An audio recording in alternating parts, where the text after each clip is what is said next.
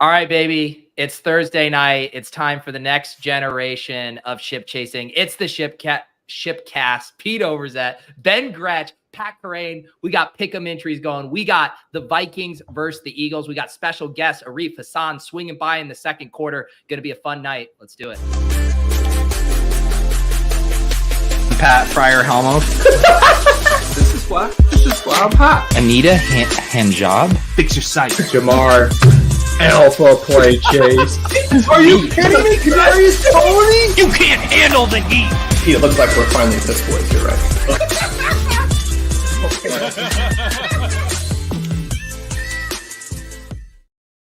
That Kadarius Toney clip hits differently after we drafted him in our final two drafts in Vegas last week. It does. It does. Appreciate everyone tuning in. This is Ship Chasing. We are now going to be on Thursday nights in season, presented by Underdog Fantasy. We're hosting watch parties here. Hopefully you guys got the game fired up. We shared some pick'em entries on Twitter. I got it pinned in the chat if you guys want to tail us. And if you missed out on the first ones, don't worry. We will be building some second half ones as well. So all kinds of action going around here. Gretch, I know you're fired up. Pat's still unpacking. I'm still unpacking. This box is gonna be here forever. I'm writing the walkthrough, man. I can't be unpacking. The people need their info. There's a good walkthrough this week. I think you'll like it. I got a little fired up a couple times. Here's what I want to know. I just saw the kick. How delayed am I? I'm not even watching it right now, so give me a sec. What'd you say, Pete? That I just watched the Eagles run their first play. I see the clock right now. It's 14:45. Oh no, I'm gonna be way behind. I'm so I don't like being that far behind. We're off to a great start. Pat is off camera. Greg is far behind, and I'm the only. I'm gonna be a full day behind. I'm wearing the throwback. It's my high school jersey in the sense that I've had it since I was in high school. Chris Carter. That's what's up. I love it. I love it. How are we doing in the chat? Yeah, people loving Pat's background. It's a very authentic kind of to real organic look there. AJ just saw the kick here. I'm way behind. Did none of you guys have what is everyone watching it on? I have it on Prime pulled up right now. Yeah, I'm watching. I didn't think to make sure I was logged in on my phone to the Prime, and then taking care of that. I am on my phone, so I'm gonna watch it on my phone now. I had it on my other monitor, but that's delayed. I gotta find my Prime app on my phone. Yeah, well, guys, really good news. Just to start here, Swift is on the field. I feel like that's a really good start. Got that. We're already last week. We got him in our. Go ahead. I was just going to say, the range of outcomes for Swift tonight, it feels wider than maybe any other player I've ever tried to project for fantasy. I felt like I was a little bit more comfortable. I mean, yeah, week one was. You were very comfortable. I was you sure we don't want to swap out Swift for literally anything? But I mean, Sirianni made the comment, and then Swift had his own thing where he was like, "Yes, the first time hearing of that." The comment that you never want to give him 2 touches. And the whole reason they gave him 2 touches was they were giving Gainwell a ton of work. Gainwell's out. And so I think it's one of those squeaky wheel situations already here in week 2 where it's they're saying we want to give him more work. Swift himself is that's good to hear. It's good to hear that they're saying that. Give me the damn ball. I mean, to me, I was reading it you got to get him some squeaky wheel touches. You can't leave this game giving him just 4 or 5 touches. That would be crazy. Yeah. Yeah, I've been trying to think through. Do you think Sirianni, when he had that quote where he's we never want to leave a game without giving, Swift more than 2 touches or whatever. Do you think he literally just got lost in the game plan? It was true mistake? I am still confused what their true intentions were that week 1. I feel like he probably didn't get lost in it, but I feel like Swift was probably mad, if that makes sense. Yeah. I don't know. I just don't. These guys have so much to think about, and it's almost to their credit if they forget to get a running back enough touches. They have things on their mind. You know what I mean? On the Arthur Smith thing, where he's I don't know, our number 1 wide receiver didn't have a catch. That's a little bit more come on, man. But yeah, it's a running back. All right. Well, with another dude. Looks like we got Goddard with a catch here, so he's on the board, and we got a deep shot. Oh, Devontae! Oh, Are you guys synced up now? I Gretch, got you just synced saw up. I think I'm with you. I think synced up. I think I might That be was slightly sick. ahead of you. Devontae went deep. Dude, did you That see was- the necklace Devontae's wearing? I mean, it is No. absurdly, comically big to be wearing that while playing NFL football. And I just went full boomer there. I'm going Colin Coward already here, but this necklace is I mean, I absurd. don't know how big it is. I can't even see it. Wait, just What are you wait here on the talking replay. Oh, It must be tucked in somewhere. It's He had also a golden hilarious because child, he's and the he started smallest talking dude on the about people's field. necklaces. Score. We got So- oh man. We got to get our what do we have on our pick'ems? Yeah. We got I'm gonna we need pull that AJ up Brown right and now. Swift. Pick'ems up. We have Yeah, I'm gonna pull this up. over fantasy points on AJ Brown and Swift, right? yeah. So our core one here, we have a higher 13.45 fantasy points on Brown, lower 49.5 rushing yards on Madison, and then over 38 passing attempts for Kirk. And then in the 5-pick entry, we added Swift over 7.95 points and Hawkinson over 5 receptions. So an AJ Brown touchdown is what we're, or Swift is what or we're rooting Swift for here. would be great. Yeah, or Swift. Swift's in. Swift carry, let's go, baby. All right, that's And 0.1 one time he points. goes up the middle, he goes up the middle, it just falls right down. Just bounce it outside. What if Sirianni was on the side being like, bounce it outside for one, bounce it outside. That would really suck for Swift if he's supposed to bounce it and he's been ruined by who was it? Deuce Staley, wasn't that his coach? Yeah. Look at this. Chris, great minds think alike. He said he He's tailed with our us. pick'em before we even made Whoa. it. Were you in our group chat, bro? People accuse us of groupthink here, and that doesn't help the case. Yeah, exactly. That's a hive mind. We decided to play the hits right away, betting the under on Alexander Madison rushing yards. Oh, for sure. Well, I Gotta haven't seen love him that. do anything so far. But so I do think, like, matchup wise, that's a pretty fun bet. Madison, a known inefficient runner, hasn't been a 4.0 yards per carry guy from the last couple seasons, was like 3.1 in week 1. And then the Patriots playing the Eagles, and the Eagles have Fletcher Cox. They have Jordan Davis, who missed some time last year, but was their big first round pick last year. And then they're where Jalen Carter landed, for anyone who doesn't remember. He was the guy who was potentially the number 1 overall pick, but had the car wreck.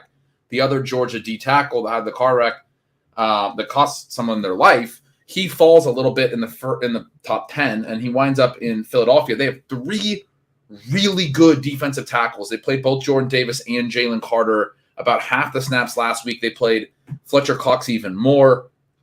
And, I mean, Ramondre Stevenson had a really hard time running against these guys. Zeke actually had 1 or 2 decent runs. But they didn't run well overall, New England, and they ended up throwing 54 times. So there's some correlation here, obviously, saying, look, Madison's going to, first of all, he's not a very efficient runner. He's going to have a hard time running against this Philadelphia interior defensive line. And with any luck, the Vikings are going to throw a ton like the Patriots elected to, and like they like to anyway. They threw 44 passes last week.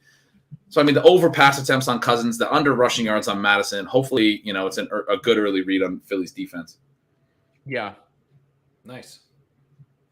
Plus, it's Madison.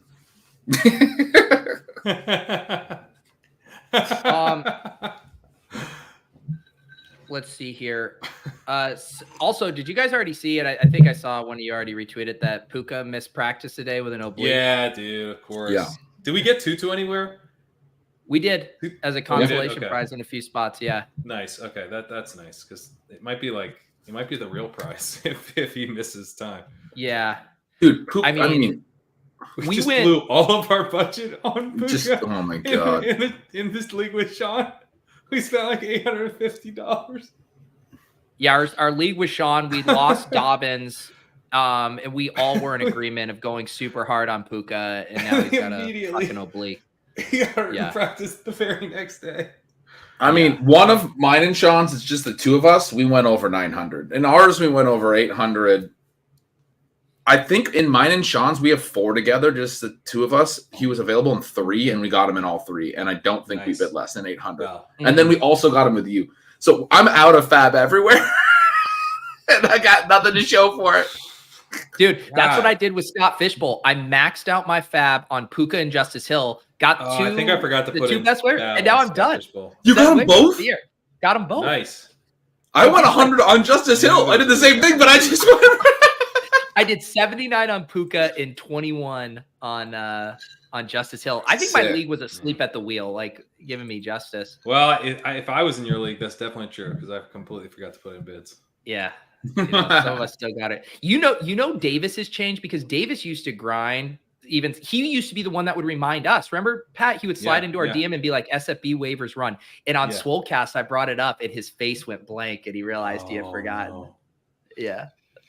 Sue Ann saying McVay already mentioned Puka's injury post-game press conference. He said it wasn't serious. You're making me feel much better. It would make sense if he had a little thing, but it wasn't serious. They wanted to hold him out on Thursday as a result of that. The Friday did injury he practice yesterday? He practiced yesterday, but it's always tough when you see the midweek practice thing right pop up because that means that's what I'm worried about. Yeah. Unless they wanted to practice him yesterday and they planned to rest him today and then they practice him tomorrow. Look, we'll see. He's already getting the veteran rest treatment. Oh man, the Rotopat, the target. He's a vet now. He already got 15 targets in a game, so that immediately makes him a vet. All right, there we go. A hawk. There we go. There's a pass attempt or a pass attempt. Yeah. I do like the play action. You can fake it to them all you want. Yeah, faking is fine. Yeah. Wow, Cody's already looking ahead to DFS. Chalk 2-2 out. Chalk 2-2 feels that's gonna be a thing. Short king fall, baby. Davis capitulated so quickly on 2-2. And fair enough, everyone likes Puka more, but 2-2 had a great game. 2-2 was awesome. Look at that. Extension of the run game. Just a quick pass out to Jefferson. They don't even want to hand off up the middle. Yeah, they want to throw short passes. Yeah. Get the ball in your playmaker's hands, It's just the thesis. Good football. Yeah. Shout out to Denny, by the way, for his video demanding the run game return. Do you guys see that? Was this the 2 high safeties one? It was the 2 high safeties. Yeah, dude, I read Davis's tweet and there were some hilarious mentions in there. It's like, for some of us who care about more than fantasy football, we like to see good defense. We like to see turnovers. No, you don't. Oh, that person, I honestly want those people to take a lie detector test. It's just posturing of trying to be like, I'm a football guy who knows ball. You don't actually enjoy that. You don't. I think they're fans of teams. I think that's honestly what it is. Because if you're not into fantasy, fans of teams mostly with shitty offenses coping. Right. You're coping. Yeah, they're fans of teams who are coping. Because if you're a fan of the league, you're mostly it's fantasy betting, right? What do you want stuff to watch? This is an exciting thing from Cameron here, and I just saw Norris tweeted it out. I added it for my little stealing signals notes. Addison apparently starting in 2 wide receiver sets. I didn't notice that. Shout out to...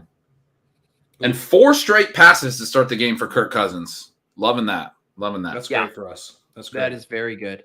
Well, the other thing about the Vikings week 1 is it was I think people were spooked about the Osborne stuff, but it was they were so condensed, right? They only played 3 wide receivers that whole game. Yeah, let me pull up the notes. I threw in some notes. I did a little mini walkthrough for you guys. That was awesome. I really enjoyed that. I felt all the way back reading that. I was like, fuck yeah. It was great because I was like, oh, God. No, I was just going to say, I just pulled it up. The Fantasy Life Utilization Report now, all this stuff completely free. Is awesome. It's awesome to be able to pull it out. But look at this. Jefferson, Osborne, Addison, 100% of the wide receiver routes there. Pretty nuts. This tool is awesome, and if you read the walkthrough this week, you're going to see a lot of screenshots from it. It's been really helpful for me with game log stuff. Snap share route participation, you ever reference route participation? A lot of that for me in years past was downloading it and putting it into a spreadsheet, and then downloading another spreadsheet and dividing by the fucking dropbacks. Yeah, it's just in here now. I'm still doing that. You don't have to. You can go there. Literally been doing that since the beginning of stealing signals for 8 years. Well, now I pay someone to do it, but yeah. Well, it's free now. And let's talk offline about who you're paying to do that, because I'm still also doing it for some of the other stuff I do. That's trying to make some extra money. The millionaire. No, I'm trying to get this shit off my plate.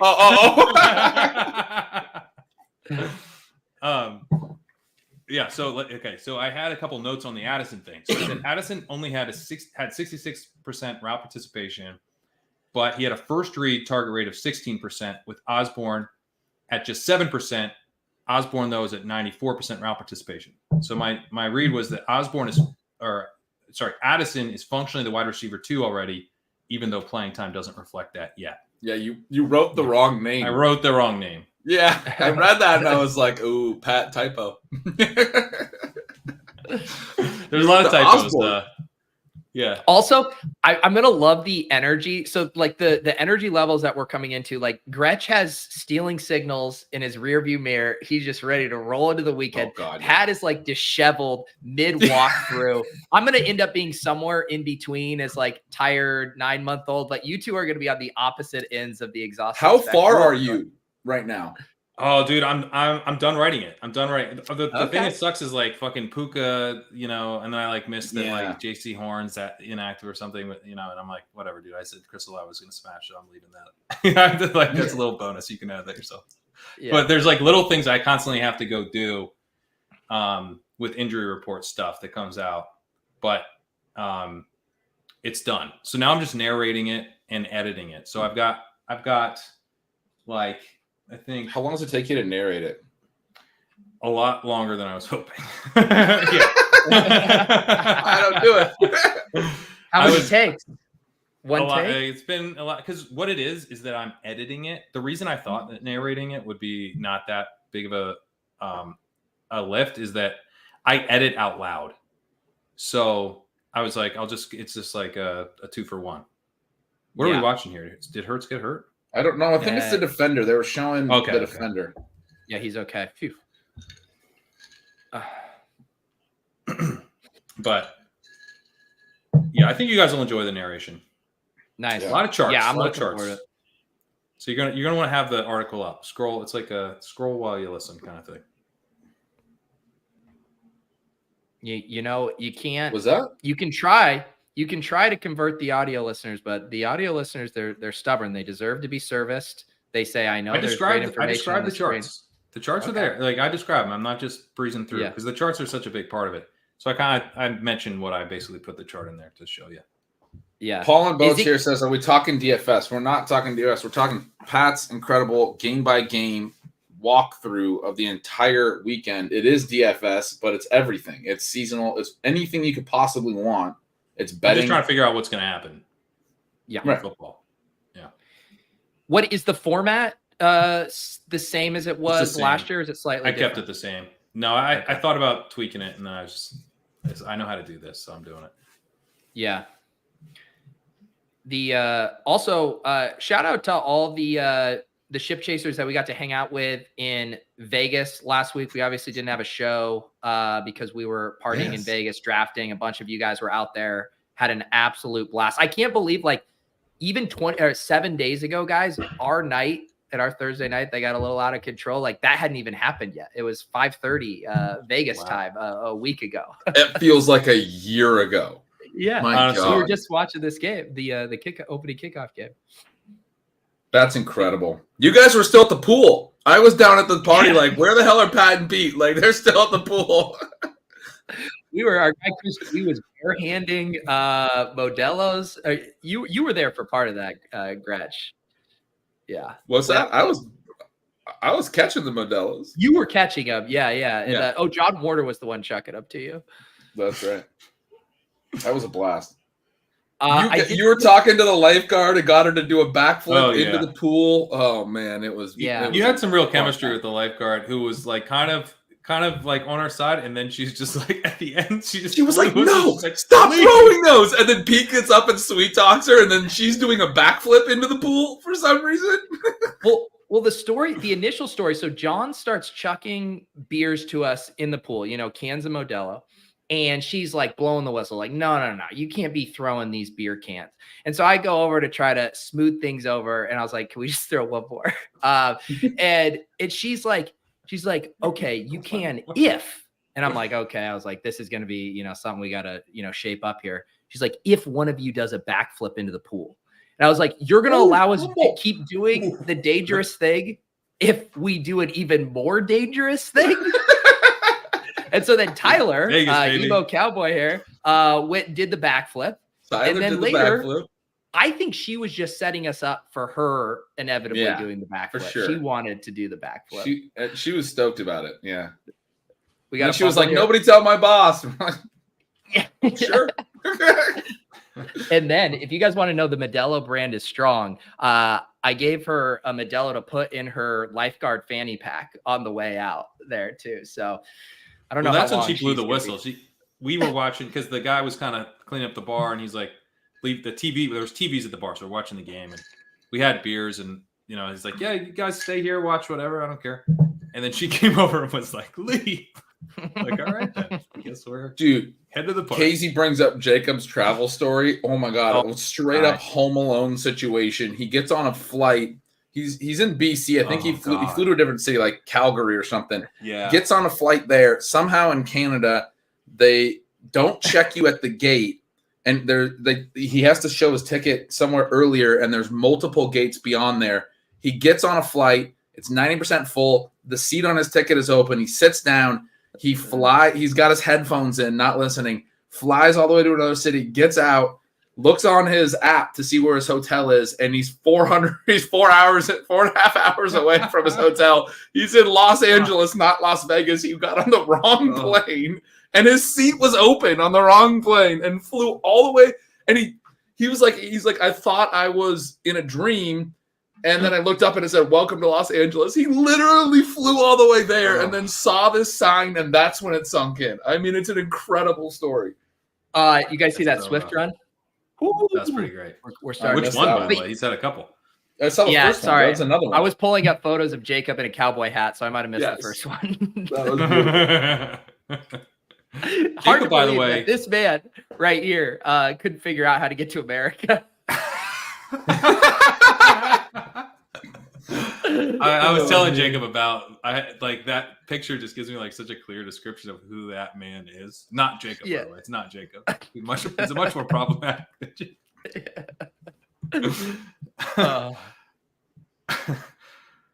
Jacob, by the way, he showed me this Canadian football play where in Canadian football you told me about this. You told me some word. Was it Rouge? Like Moulin Rouge? By the way, I've had to Google it every time. Every time I'm about to talk about it, I have to Google what this word is because I can't stick it in my brain. Oh, the word's stuck in my head, but I don't understand anything else about it. They score points while punting? You can score. It's something like there's a field goal post, but if you just get it into the end zone, that's also worth 1 point. So it's like it's a 3. You're going for 3, but you could get 1. So that's all right. So there's this famous play. I guess Mark Trestman was involved. Remember that guy? Yeah. Oh yeah. He was the CFL guy that was then the Bears offensive coordinator, right? Yeah. Head coach. So he's one of the coaches on the sideline for this legendary Canadian football play where they kick it in the end zone. But the thing about the Rouge is that you can un-Rouge if you pick up the ball kick it back. I remember seeing this. Oh god. So it's absolutely insane. So I was watching this. I was very drunk on Thursday night. I was like, this is ridiculous. And then I woke up Friday. Is it one where they kick it back 3 times? Yes. Yeah. Okay, I have seen a play like that, but I didn't understand there were points on the line, and they're it's what? No, there's points. What's going on? It's like a game-deciding play. Anyway, I decided it was actually kind of fun. They're just punting it back and forth at each other and then chasing it down. Oh man. Okay, here we go. Hurts. Oh, picked off. That was bad. That was not a good throw. Double coverage. I mean, they got to get rid of these 2 high safeties. Let Jalen Hurts complete those. Ruining the game. I love Davis's tweet about that. He's like, if they outlaw it, oh man, I love it. Let's just straight outlaw 2 high safeties. That's I do love the two factions. Outlaw 2 high safeties. Yeah. You can't even do that. No, how could you possibly do that? Do you understand how 2 high safety works? What would you? How would you even enforce that? Also, aren't they not even always in 2 high? They're just showing it, and then they do. It's like a snap. It's just the idea of the shell. Yeah. Yeah. It's the rolling and changing coverages. Right. You have to these just guys declare your coverage. that are like, You have to you know, declare your everyone's getting coverage. soft. No moving. You're getting soft. You guys are turning the NFL into flag football. And then we got Denny and Davis online being like, get rid of anything that keeps, fantasy scoring down. When I did bananas with Sean today, his solution was essentially do Canadian rules. He was like, no motion penalties. Everyone can move before the snap. And I'm like, all right, I'll sign up for that. Like, let's just get all the receivers running around and running towards the line of scrimmage and then snap it. Sure. Let them rouge and then unrouge. I mean, come on. The unrouge is the best part. Hearing that story, I just had flashbacks to that one episode that Liam and Davis did. I think it was last year where they argued about like rugby rules and how like a team could implement that. The very best podcast of the off season, I think. I laughed so hard. It was amazing. I think we need Davis Sanderson and Liam galaxy braining how we can bring these other things from Canadian football and Australian rugby to the NFL. I think that's always just electric content with those two. I loved that Liam called us out on Twitter for beating us on a bid that I think the three of us probably spent a collective maybe 10 seconds on. Like, we have Stephanie doing incredible work on the waivers for us, talking with our co-managers. I was like, I don't even know what we bid on this. And Liam's like victory lapping it. And then pretty quickly, Liam and Davis and the Mentions are arguing with each other about whether they know ball or not. Yeah, this was the tweet. This was the main event. We drafted against the Dirty Boys here. And they're victory lapping that they're in first place just because they sun-run the Dallas Cowboys defense. Yeah, look at this. For us, it's a Kelsey, Judy, Dobbins team. And we lost by 10 points to them, and they had that defense. Yeah. I mean, the thing is a lot of egg on our face, huh? I would say that we'll wait to dunk on them later in the season, but just the way this fucking guy Liam runs everything, we're already trying that, dude. I love that part of his strategy is to sun run. If you ask him what he does, like, I do this, and then I sun run. Yeah, that's a good strategy. I don't like seeing this. The question mark profit steps to getting rich. AJB to the tent. Hopefully it's just for a pee break. Where on the cart was he? No. Oh, Madison just fumbled, I think. AJ Brown's hurt. I'll give him all of the body parts. Take my cock, AJ Brown. I didn't know Levitan was on here. that's big, dude. That's our stuff is going so well, but we need AJ Brown. Yeah. But he does this sometimes, he gets a little banged up, he comes back. Yeah, that's true. He has been known. Yeah. I saw historical anomalies in the chat earlier. Asked what we were drinking. What do you guys got going? I got a margarita, full margarita to start, and then I'm gonna go to some pills. Kills for the pills. Pills. Some pills. Jesus Christ, man. Do you watch Brooklyn Nine-Nine? You're a Brooklyn boy. I thought you would get the reference. No, I haven't. I've never watched it, actually. You've never watched Brooklyn Nine-Nine? No. That is a legit great show. There's just a character on there. He's like a douche, and he's really into Pilsners, and he calls them pills. And he's like, I kills for the pills. Oh. I just want our sponsor to know that Ben is not about to leave to go do hard drugs and come back on. Oh, no, not pills. Pills. Yeah. I got some Casamigos mezcal going tonight here. Nice. Oh, that's fitting. It's 5:45 here. I haven't started drinking. Yeah, what does it feel like to be doing? Pat, it's 5:45 here. I don't know if you know this, but it's always been this early when I've been drinking with you on stream. It's 5:45 and Ben's popping open a pill. Yeah. Okay, AJ Brown just caught a ball, so I think we're all right, guys. So we're good. Everybody relax. Everybody relax. We are good. Okay, so where are we at on this pick'em? We're in. Well, I saw Charlie in the chat. He said one of the best shows, and I was like, so nice. Everyone's enjoying the show tonight. And then I realized he's talking about Brooklyn Nine-Nine. Oh, that's amazing. Or the Liam Davis one. It could be anything other than ours. It's not ours. Thanks, Charlie. Appreciate you. So here's the thing, Berg. He says, further proof it should be Friday night football. I think we're going to bring big Friday energy to Thursday night shipcast. This is my version of a Friday night. Oh, hell yeah. Pete, I love that glass. Great glass. Was just thinking about that earlier. That's a great glass. Pretty classy. It's a great glass. Now I want to. I have one similar to that. Mm. Remember our I think the Best Sunday Ball night After football Dark? and Monday night football games on the narration might get a little sloppy. I'm just saying. Not this week. It'll be nice and sometimes. And I was listening back to myself. I was like, sometimes I'm slurring even though I'm. Bluebirds are out. Nice, love it, Dude, don't dupe me, Mike. Don't dupe me, bro.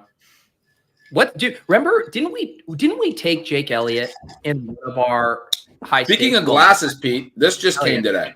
In our very first one. Beautiful. Look at that. Look at that. We got. If we you do don't have this, tumbler glasses in the store if you want your ship. Pat's got it. Pat's got it in one of these boxes back here. He's not gonna be able to find it. There's no way I'm gonna find it. There's so many things that I would love to find. I just know I can't.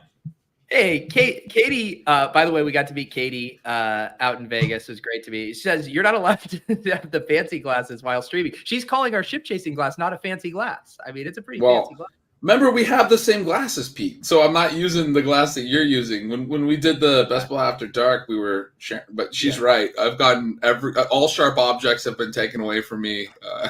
I'm not allowed to. AO23 getting me for the ad. Speaking of ads, we are presented by Underdog Fantasy, and we have our own promo code now. If you guys have not signed up on Underdog, you can use promo code SHIP. You get that $100 deposit match. We do already have our pick'ems going for the full game, but we'll be firing up a few more entries at halftime. We're going to talk that through. We also have Arif Hassan, formerly of The Athletic, has a great Substack, knows ball, knows the Vikings inside and out. He's going to be swinging by in the second half. And I believe, and maybe I'm, pimping her into it right now for sure, but Steph is going to swing by at the start of the third quarter to give us a little waiver wire roundup, let everyone know how our first round of bids go. Because, guys, I don't know, we got some feedback. People are devastated we don't have the waiver wire show, so we can let them know. Yeah. We can talk a little waiver bids with them in the third quarter. We can talk a little waivers. Yeah. A little waivers. Also, we got Murphy. Murphy under the Yes. Oh, yeah. Murphy. Wow. Look, why still have Liam's tweet up here? Murphy's like, I don't like it. Let him read the tweet. I got a question for you guys. Important question. Has anyone seen Rashad Penny? Because I have not seen him on the field yet. I haven't seen him. I haven't been watching. If he doesn't get any run here, I mean, it might be. Is it drop season? It's drop time, I think. Yeah. The beautiful. Dude. I was thinking about this the other day because I still would put money on Rashad Penny showing up at some point this season and having a couple 100-yard games. But that's the beauty of best ball is you have to cut him and manage. You got to churn. You move on. But you are going to love that 30-point Rashad Penny game you get in week 14 randomly. And also, I think from a best ball strategy perspective, I mean, it gets back to like making anti-fragile bets, making talent-based bets, right? Because like, what's the payoff if you're right? Because trying to predict the week-to-week stuff is a lot more challenging. But if you just bet on a player like Rashad Penny and then just say, well, it would really suck if he never plays all year. But if he gets an opportunity, I do feel very confident. Like what you're saying is if he ever does get the opportunity, you feel very confident he's going to have a 100-yard game in that opportunity because he's good. We think he's good. Yeah, what's happening? Is he good? Like, is he not? Is he not good anymore? Like, I mean, he did come off a serious injury, and now that his team doesn't think he's good, so I'm a little worried. I mean, he's definitely. I regret taking him where I took him. As much as I did, for sure. Well, I was doing a write up because I was seeing. So we got, of course, the Lions Seahawks play on Sunday, and their past two matchups. The first one was the year Liam won Best Ball Mania. They combined for 80 points. Rashad Penny goes nuclear. Last year, their game combines for 93 points. Rashad Penny goes nuclear. It's just like when Rashad Penny is on the field and he's getting 15 plus touches, the dude goes nuclear every time. But sometimes it's hard to get him on the field. And Jefferson tried to do something. No, we want this. This is a flag. We want this to stand because that was a pass attempt. We got to get this pass. Oh, good call. Yeah. What's weird is Rashad Penny averaged more than 6 yards per carry last year. I understand he got hurt, and maybe he's just hurt now. But more than 6 yards per carry last year more than 6 yards per carry the year before. That's a lot. His career average is 5.7 yards per carry. That's an obscene offside. So there goes our pass attempt. That's an obscene rate of yards per carry for your career on 337. I mean, like, yeah, he's never been healthy, but and then the other thing, part of the reason I was so in on him, the really sharp film grinders, the people that I really respect the way that they break things down. Those guys were looking at his preseason runs, and they were excited about the way he was following his blocks and the things he was doing. And I mean, I honestly, like, my thing is I just think Nick Sirianni doesn't know ball is what it comes down to. Like, I mean, he just clearly doesn't. I want these guys to figure it out. Speaking of a guest who knows ball, it is, of course, Arif Hassan. We are here coping with our Rashad Penny bags as he is It doesn't not sound like doing we're coping, anything. right? It doesn't sound like we're coping. How are you doing, Arif? I'm good. I love that Sirianni take, man. That's elite. Listen, I just drank a whole margarita to start the first quarter. Just like half the players in this game. Yeah, exactly. How have you been, man? I think last time we synced up on shows, we've done some stuff on Splash Play together. I believe this is your first time on Ship Chasing. We're super stoked to have you, man. Oh yeah, no, it is my first time. This is fun, man. I love getting on pods with you. Awesome, man. How has your season been going? I know you launched the Substack. You're in those streets. You and Ben, handshake emoji, Substack. How's that been going? That's right, dude. It's killer. Oh my god. First of all, I wake up late, which rules. I highly recommend that. But yeah, no, I mean, I got a ton of support from people I didn't expect. Substack just made me like a featured Substack. So for the next couple of days, it like shows up in the Explore page, which is killer. So yeah, I don't know, man. It's fun. I love it. It rules. Love it. That's awesome. And what's how are we feeling about this Vikings team here? Because I know you follow these guys closely from the fantasy perspective. We always love them. I know people aren't always too hot on their defense and all the intangibles, but how are we feeling about the Vikings? I mean, for this game, I'm not feeling hot. I think that has borne out so far, but I don't know. I mean, this team is like the fundamentals are fairly solid, I would argue, right? Like obviously turnovers are a problem and stuff like that, but fumbles only like -2 points anyway, right? Who cares? But yeah, I mean, they do a pretty good job of like figuring out how to generate yards, figuring out how to consistently create successes. When you take a look at stuff like for example, the way they run the ball, yeah, they're not getting yards per carry or whatever, right? But yeah, of course I got a thick mic, dude. They're not getting a ton of yards per carry, but they have like a 45% success rate on runs last week. That's crazy. That was better than McCaffrey, right? And so that's like a pretty good way to determine how effective their run game is at putting them in positions where they want to be. And the defense is a lot better than it was last year. Yeah. Didn't Madison average like 3 yards per carry last week? They had a 40. Well, as soon as he hits success, he stops. Yeah. His longest run was 9 yards. Like what you said is exactly correct. Yeah. Alexander Madison runs every run as if he needs to kneel down so they can win the game. Like the coach is telling him, you can't run into the end zone. Yeah, he just ends on one play. Yeah. Exactly what we need and nothing more. He's our analytics king. He's calculating what a successful run is on every play, and then he stops. All right, Arif, let's get the elephant out of the room. People, I'm getting mic envy. The chat is on fire about this mic. I don't even know if that's a mic. It looks like a PC tower. It looks like a subwoofer. Like down. It looks like my mic's actually all the way over here. No, no, what's going on here? No. So it just like instead of having to like pay for like a bunch of soundproofing up front, look. Yeah.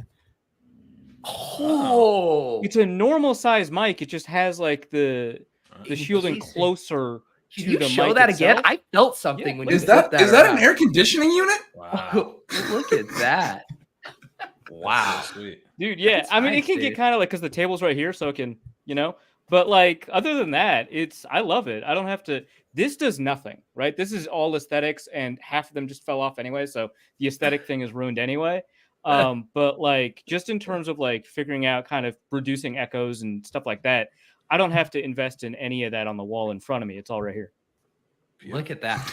I know, because initially you said you don't need to do all the soundproofing. I was like, isn't that what's over your shoulder? But that's just You're just Yeah. trying to look like you got that NPR. Yeah, it's vibe going. it's like I got a studio. And again, half of them like fell off, right? So now it just looks like garbage. But Now, No, I Arif, think it how looks are good. boxes at dampening sound? Are they helpful?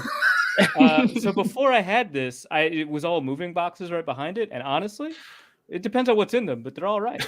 I'm gonna need you to send me some links, man. Vadim hates my sound. He's been letting me know. He says, "Gretch, pay attention." Look, man, I'm taking notes right now. I'm taking notes. Yeah. This was actually Arif was hired by big ship chasing commenters to come in and shame Gretch into upgrading his setup. Good, need to. good. It's I'm bad. glad. I'm I gonna love get being used like that. I gotta say, Arif, I've followed you on Twitter for a long time. Anyone who doesn't follow me on Twitter, you're missing out. Easily one of my top probably 5 favorite follows. I freaking love you on Twitter. You have an incredible presence. I mean, like, you're funny, but I just love when you go at people. Like, people are dumb on Twitter, and you're very good at going at the dumb people on Twitter. And that's the key is, right? It's like pick your battles, because I'm as wrong as anybody, right? I've got like the same rate of being wrong. But when you figure out like, oh, this dude is definitely wrong, and you go after them, you look way smarter. So it's just about That is such good Twitter advice. That's great advice. That is. It's like they say you don't have to outrun the bear, you just have to outrun the slowest person in your group. Yeah, Like, exactly, you don't have to be good. You just have to be not as dumb as some. Well, it's people almost on like Twitter. line shopping. You know, you're just looking for the very dumbest takes. Yeah. That's beautiful. Madison just got a positive Madison carry. just Before had a that, successful run that was worth nothing. I'm telling you, dude. we have a pick'em slip tonight where we took the under on his rushing yards. Before that last run, he had 2 carries for -1 yards. It So was -1, we were which is pretty good. a gorgeous Love thing to this see guy. on your pickup slips here. Oh my -1. gosh, that's Oh, so up good. to 4 now. Up to 4. Hawkinson with 2 receptions here is nice. That's nice. We need Yeah, I Kirk mean, to the Eagles start don't have slinging. like an interior to half their like interior defense is on IR right now, right? Hawkinson's a good pick. Yeah, Jefferson rolling here.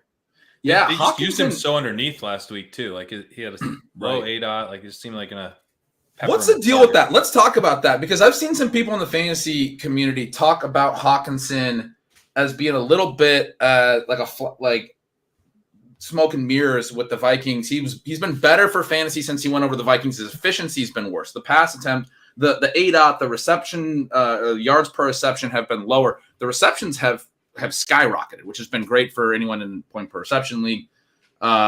His target volume has skyrocketed.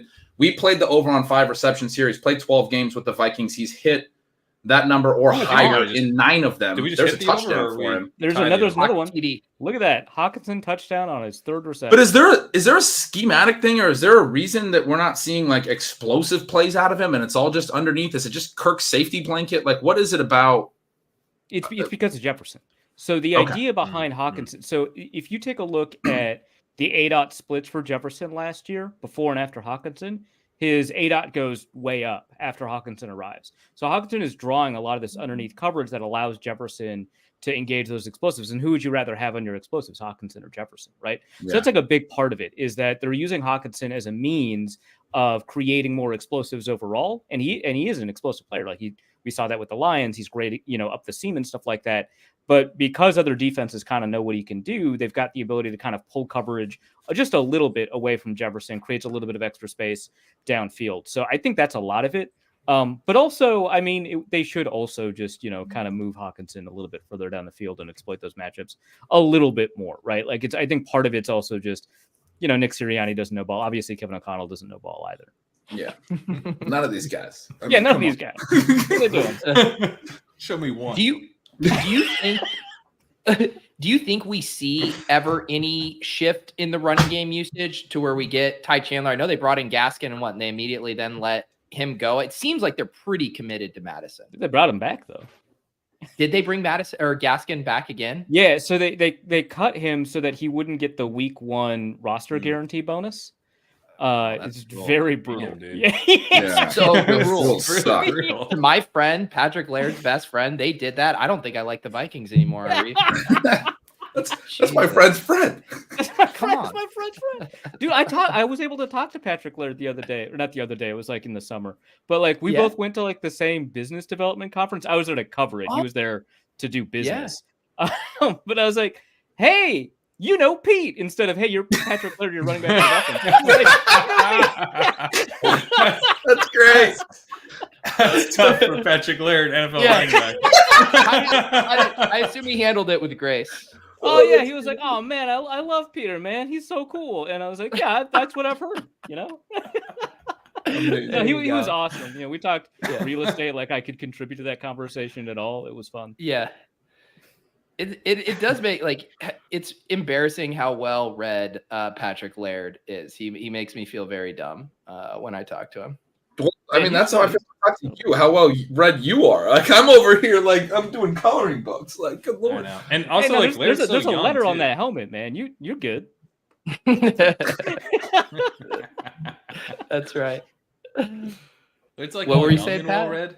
Is that he's because when he's talking to you guys, it's like, you know, at least with you guys, I'm like, yeah, I should read more. But I'm like, but we're like pretty close in age. Like, you know, you guys had all this time to read books. But Laird's like 24 or 25. Like, what? And In he's got between, a like, real becoming job, an NFL right? running back. That job Yeah. takes like a lot of time. Yeah. It does. I bet he's an audiobook guy. I think that's it. That's the only way I can. Yeah, I also that's think he's a cheating. guy That's that not reading. he doesn't waste his time on trivial, you know, he's not looking for people to dunk on social media like we are. Oh, you know, that's a good point. Yeah. that's how he frees up all of his time. He doesn't show up to like mid-game podcasts. Yeah, no, I get it. Yeah. No, he's in his Watch second party. REM cycle right now.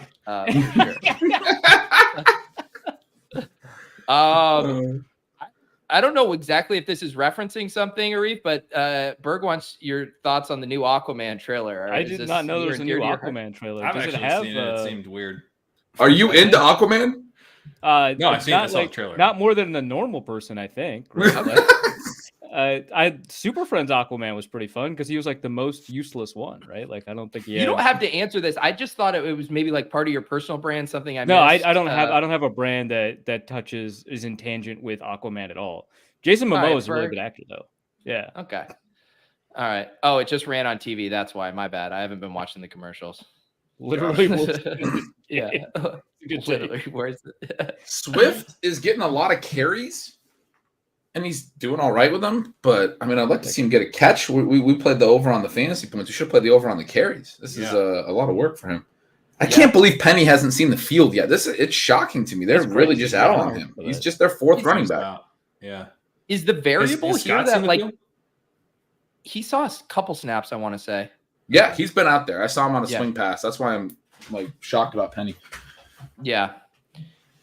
But sorry, Arif, back to the Vikings thing. Do you think Madison like actually has a short leash or is it a long leash this year? I mean, if he doesn't fumble some more, I think. But no, for the most part, I think that the Vikings really trust him to get to his reads pretty quickly. Like I think that they figure, there's not going to be a ton of situations where there's like a hole that he should be taking that he's not taking. Like he's pretty good at figuring out where he needs to be, and they trust him in pass protection. I mean, the Vikings were so weird about running back pass protection right now that their third down back is CJ Ham. Like I don't know if you've noticed that, but that's who it is. Is that it?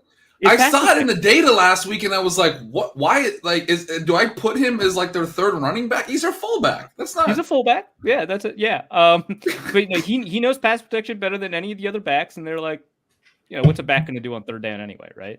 So, like, I think Well, for fantasy, it's kind of important that they're out there catching passes for us. rip. That's why. they got too many pass catchers. They don't need ones in the backfield. I That's think that's part of it is that Madison knows pass protection. I mean, Chandler is like probably the most talented back on the roster. Like it's like, just in terms of like, the potential that they have, and maybe in some situations or just like, hey, it's a 4-minute drill, we'll put Alexander Madison in, but on a 2-minute drill, maybe we'll put Ty Chandler in, right? Because he can get more speed, and if we have to dump it off, maybe he can convert it, and that'll actually be useful for us. But yeah, I think that going in, the idea was some sort of like 65, 25, 5, or whatever the rest of that is share. And I think Madison has just been so reliable at the things that he does well that he's just grabbing more and more of that share. Yeah. When you say the 4-minute drills Madison and the 2-minute drills Ty because Ty's faster, are you implying that Alexander Madison can't run fast enough to get up to the line of scrimmage? Because that's what I heard. I thought you were saying the clock would expire before his run. Right. It's just not enough time for Alexander Madison to do what he needs to do. Look, man, there was a run last week where he got a whole 9 yards, man. Come on. Yeah. 9 whole yards. I already know what's happening. He looks at Najee Harris. He's like, "Oh man, that guy's so explosive." You guys are gonna mush this. I know he's just gonna rip off a 45-yard run and like a star pickup. That's his whole prop. That's some of his life, man. Yeah, that's a good reverse jigs. I like that. It is. Dude, what's crazy is that he's like in every other way, he's like actually a really excellent athlete. Like he just doesn't have long speed, but like he's got extraordinary burst. I mean, I think his vertical is really good, but he's like a hurdler, right? Like, and he used to do that a lot. Like in his rookie year, he would just hurdle people all the time. And you're like, man, why can't he get 20 yards if he can hurdle? Why can't he get 20 yards?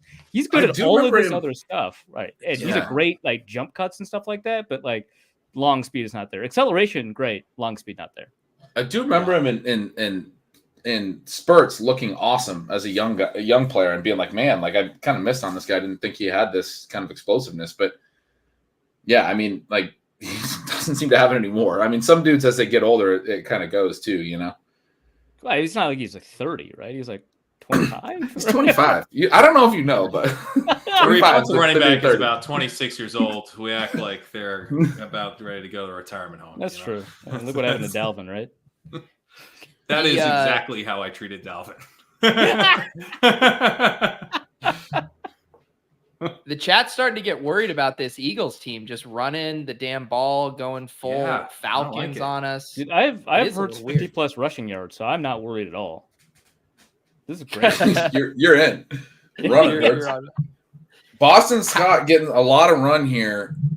Rashad Penny, not sure if he's on the team. Maybe didn't show up to the game. Have not seen him on the screen yet. I mean, here's the thing.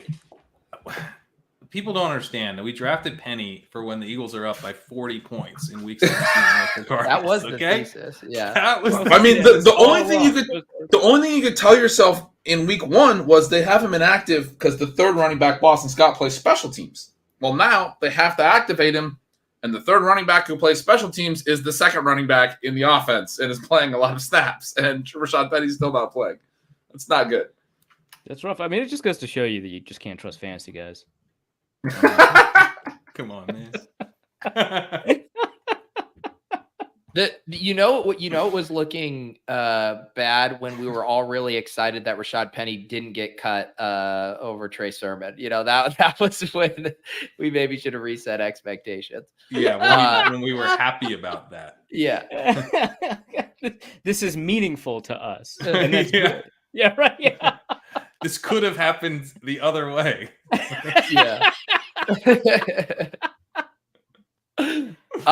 Arif, how good can Jordan Addison be? How hyped are Vikings peeps getting about him after that game 1?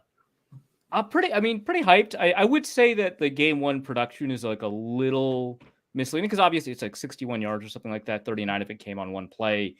That came as a result of a specific scheming him up, right? Because they had Jefferson running underneath, and then he was able to take advantage of the fact that the safety bit on Jefferson, like every safety should.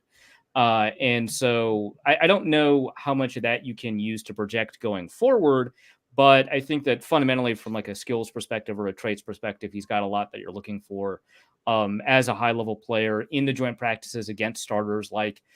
Technically the Cardinals have to start some players. So like the Cardinals, and the Titans, he was able to get open pretty quickly. He demonstrated a lot of body control and sideline awareness. So I like him as a player. I just don't think that the week 1 tells us very much about him just because a lot of it came on one catch, and that catch wasn't necessarily a pure expression of everything that he himself would need to do to be a reliable starter. But, for the most part, yeah, it's pretty good. If you take a look at the history of Vikings rookie receivers, obviously aside from like Randy Moss, they start slow. Stephon Diggs didn't start the first 4 games. Justin Jefferson didn't start the first 2 games. Adam Thielen, I guess, he was never a rookie, right? He's on the practice squad, but it took him a while to start, even though like he clearly should have been starting over like Charles Johnson and Cordero Patterson. So, him starting fast is kind of an anomaly. Yeah. We got the Eagles putting a drive together. AJ Brown had a catch. Now Swift brings them into within the 5-yard line. Here. This could be big for us here. Swift or AJ Brown would be big. Are the Eagles finally going to score a touchdown? Is that what's happening? So they might even score a touchdown. That's right. Swift is looking really good for our over on him. We kind of need rooting for AJB. AJB is who we really need. Yeah, and we need this touchdown because we need pass attempts. We need that Vikings pass attempts back up. But they're just running it every play. Yeah, that's what they're good at. Oh, here comes the tushy pushy. The tushy Swift down to the half-yard line. Come on. Oh, the tushy pushy. That's bad. That's bad. Yeah, forget 2 high safeties. Ban the tushy pushy first. Let AJ Brown take the snap. Oh my God, it's so obvious. Dude, let Swift just air up. Do one of those things where he just jumps, Air Jordan style. There's the tushy pushy. Oh, yeah. Oh, I thought he stopped him. It works every time. I mean, they got to him, too. They had like 2 players on him. They did. Yeah. Nothing. Yeah. Did you hear? This guy can squat 600. I don't know if you've heard. Wait, did they stop? I think I'd heard that. Jalen Hurts can squat 600? That's a lot. You kidding? You hadn't heard that? You watched a There was a timeout before. I knew he was strong. I didn't realize it was 600. I always hear that about Rondell Moore, that he can squat like 600. So here's a problem with like the story X player can squat Y pounds. You don't know what squat it is, right? Like you want to know the depth? Yeah, right. Okay. Well, so like for example, there's like a story like Steph Curry can deadlift this much weight, and everyone's like, "Oh my God, that's insane! How can he deadlift that much?" And it's a hex deadlift.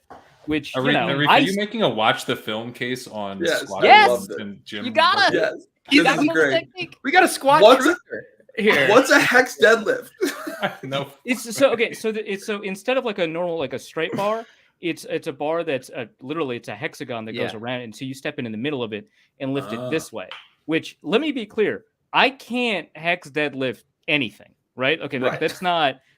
This is not me flexing on him. This is me saying you can't compare Steph Curry's deadlift to Draymond Green's deadlift, right? It's like, a different lift. Yeah, it's a different lift, and you've got more support when you're lifting, so you can lift more. So I don't know if Jalen Hurts' 600-pound squat is like the same as like an offensive lineman's 550-pound squat, but that's the story they always tell whenever he does the quarterback sneak. They're like, hey, you can squat 600. That's right. I mean, the way you said that is like they say it on every broadcast. I swear, I don't think I've heard that one. Which is there's a lot of those that you hear on every broadcast, and I watch a lot of football. But I like that the Vikings call the timeout to be like, all right, guys, we know they're doing the tush push. In fact, they did it before we called the timeout. What are we going to do to stop it? Nothing. But it was a good talk. You know what they're doing. Someone tried to Polamalu it. It didn't work. They just jump over the line. Did not work. Look at that. Yeah. Nothing. Ban the tush pushy. Throw to AJ Brown. They went over. He went under. I mean, that's a good little rugby scrum. Arif, I wanted to get a state of Vikings Nation with this game because I was talking to my brother. Now we grew up in Delaware, but my brother was born in '89, so he's like 9 years old when Randy Moss is. Yeah, so he's a huge Vikings fan. He's like he was obsessed with the Vikings all through high school and college. That sucks. Sorry? My apologies to your brother. That sucks. He was listening to Minnesota Vikings like talk radio like in the summer. In Delaware? In Delaware. He got on like the internet. He used the internet to listen to Minnesota Vikings talk radio. That's how he dial up internet. Good Lord. Yeah, he's hardcore. So, but I was talking to him today and he's like, I'm really enjoying this college football season, man. Like I don't know if I would take this loss all that hard. How big is this game just for keeping Vikings fans from lusting after the college football quarterbacks? I mean, relatively big. I think most Vikings fans expect them to lose this game, right? So if they come out with a loss, it doesn't like. It probably depends on like how they lose, right? 10-7 is not too bad. If that holds, they're fine. But I think that if they get like washed by the Eagles in the second half or something like that, it'll be easy to check out. Losing to the Buccaneers is like pretty tough stuff. That's not great. But yeah, I think, I mean, the Vikings, they're a team that like when they start slow, there's actually a really good chance they'll rev up at the end. And when they start hot, it means nothing. They're like the only team in history to have like 3 5-0 starts that miss the playoffs. Like that's crazy.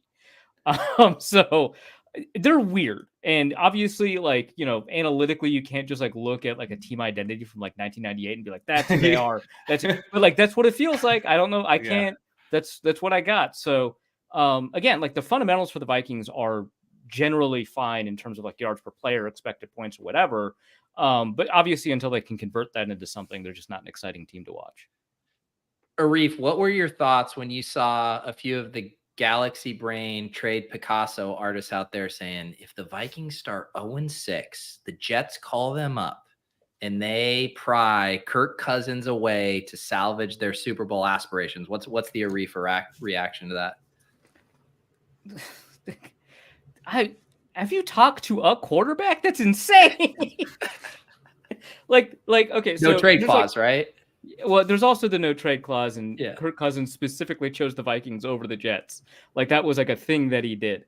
But so when Carson Palmer, okay, but keep in mind that we have thousands of dollars invested in Garrett Wilson. Do you know how much Breece Hall that I've drafted? Okay, in light of what you said, yeah, I love the idea. You're in. But like, look, so when Carson Palmer was traded mid-season to the Raiders, I mean, it was a disaster, right? When Josh Freeman signed with the Vikings partway through, he played maybe one of the worst games in the history of football, right? Like I've seen Nathan Peterman play and Josh Freeman play, and I think I'd rather have Nathan Peterman.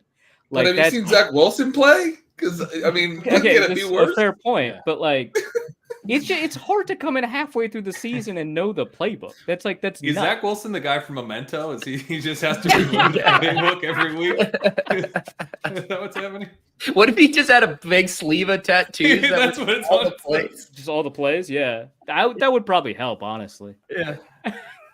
Maybe that's what he's doing when he runs backwards. He's checking his, you know. So the other problem is that the Jets don't have tradable picks, right? Like that first round pick is tied up in the conditional, and they, by NFL rule, cannot trade it, even though it is impossible for Aaron Rodgers to meet that condition. So like they can't trade the first or the second next year. Good luck getting. See, I've seen people say. See, this is why we have you on the show. I've seen people be like, "Oh, they can trade that 2024 first," but you actually know the rules. They can't trade it because it's tied up in a condition. By NFL rule. Yeah, they have to. All of the elements of the condition have to be concluded for you to satisfy. I mean, for all we know, Rodgers could dip his toe in ivermectin and come out and play 75% of the snaps, and then the condition gets met. I mean, it'll be fine. I mean, look, he's immunized against injuries, right? So he'll come out of this stronger than ever. Yeah, right. So we can't be sure that condition's not going to get met. I mean, it's just not immunized, Arif. Let's not get political on this. Have a few drinks, a few laughs, man. I just want to grill. Did he get the jab or not? Let's see. Any other Vikings? So we got a Reef here. We got a is there any hope for we already did the backfield thing, the Jordan Addison. We got Hawk. Did you draft any fantasy teams this year, Reef? I'm all dynasty. It's tough because I suck at it. It's hard. I'm bad at it too. Yeah. Okay, so like I'm in a Superflex Dynasty league, and I was like, probably doesn't matter how good of a thrower Justin Fields or Daniel Jones are. They run, and that's true, right? Like I am experiencing their rushing yards, and it's not helping. It's not getting me where I need to go. Yeah, the Bears were pretty disappointing, I have to say. Like, it's just the DJ Moore edition did not seem to do anything. It's doing nothing, man. Yeah, it's doing nothing. Yeah, they weren't. Dude, I tried to trade Fields in Dynasty before the season, couldn't get anything done in the ship chasing Dynasty league, and literally watched that game and was like, I just lost a future first round value, like the first round pick's worth of value. Like nobody like. I moved from Trey Lance to Justin Fields this offseason, but to do that, I had to give up picks. And I'm just like, fuck, I should have just kept Lance. Wow, that seems That's like an wrong. overreaction, man. That seems Okay, like I will say this: I'm in 2 redraft leagues. There are 2 gimmick leagues for my podcast. We call it the Hell League. Peter, I don't know if you're familiar with this. It's negative 50 points for a missed extra point. I have heard of these. Yeah. Why? Well, because we follow the Vikings and we figure that given how many games they've lost because of missed points, we might as well make them very important. So I drafted Justin Tucker in the first round, and let me tell you, man, it's going great. Has there been any missed extra points yet through 1 week? That's the best rule. There was a couple. there have been some missed extra points, and then this year we added a rule where it's a point for every yard on a field goal, but then it's also like minus like 15 points on a missed 30-yarder, minus 10 You points. on a guys missed seem 40-yarder. oddly fixated on kicker scoring. In You this have other league. Have you met a positions in Vikings this- fan? Is it kickers only? Are there other positions? in Yeah, this no. league? We have a safety position, 2 kickers, a safety, and then a normal. We got quarterback, 2 receivers, 2 running backs. All right. but yeah, Are that there was any it's the rules focus. involving boats in this league? Do you have that? If it was allowed, yeah, if we could have boat fantasy, yeah, 100% of Vikings league would have that. All right, Arif, sorry. The people demand this clip be rolled. I'm sorry. Kicker Chasing. It's the show where we chase the best kickers. The kickers that help you win championships. The biggest legs. The breaking news. It's everything you've come to love and know. The time is now for Kicker Chasing. Let's get some fucking kickers. What I is really wrong with did your think we were gonna podcast that get- you have that bumper? We play a lot. We have a lot of play him as you talked about Justin Tucker. We got to play one more real quick. You got to see one more real quick. Yeah, let's. Yeah, This is an honor. You took him in the first round. I think. How about that's what ushers us into halftime? Okay. Is that clip? It Okay. is like very solid. We have multiple kicker clips, is what we're saying. We have right? multiple kicker clips. That's what's wrong with our podcast. That's crazy. Oh my god. Well, it's a 2 I kicker love league, though. so the I other mean, one- when you keep referencing It's 2 the- kicker. Yeah, it's it's 2 super kicker. kicker. It's Yeah, super wow. kicker. Yeah, it's super kicker, right? So So I love if that you if keep you saying don't- as a Vikings fan because you're referencing both the torture of being a Vikings fan, Yeah. which both my parents are from Montana. I grew up a Vikings fan. My grandpa was a Vikings fan, so I'm rocking my yeah, Chris I see Carter the Carter, jersey. yeah. And so obviously, and then you're talking about the torture of that, but you're also referencing this missed kick and how impactful it is. And I mean, like, how can it's just like the '98? Dude, the Gary name of my Anderson kick. Substack is Wide Left. Like I, Yeah, okay. I wondered. Okay, that team I was like- so like- fun. the That's thing is, where I was 11 years old. That's when I fell in love with football. He didn't miss a kick all year. First kicker in NFL history. And then in the NFC Championship, they're up 7, about a minute and a half left. He pushes it wide left. Falcons go down, score, goes to overtime. It would have put the game out of reach. And you're like, this is locked. And I remember I was already a freaking nerd at 11. That's my first like real heartbreak as a sports fan. That just killed me. well, it's good to have Anyway. your first heartbreak at 11. I feel like people Yeah, have been yeah, experienced Wait, I want to hear usually about romantic, but really anything. This super kicker league is blowing my mind. Yeah, so This is- because kickers are such liabilities in this league, right? They miss an extra point, you Clearly. lost. I love If you don't start a kicker, if you don't start both kickers, you forfeit the week. So you're required to start the kicker. And so What like about that's bye why you weeks? draft Justin Tucker in the first, right? So you have to roster a kicker. And so it's for me, it's Justin Tucker and Riley Patterson, right? And I've got Graham Gano in the wings. Like it's important.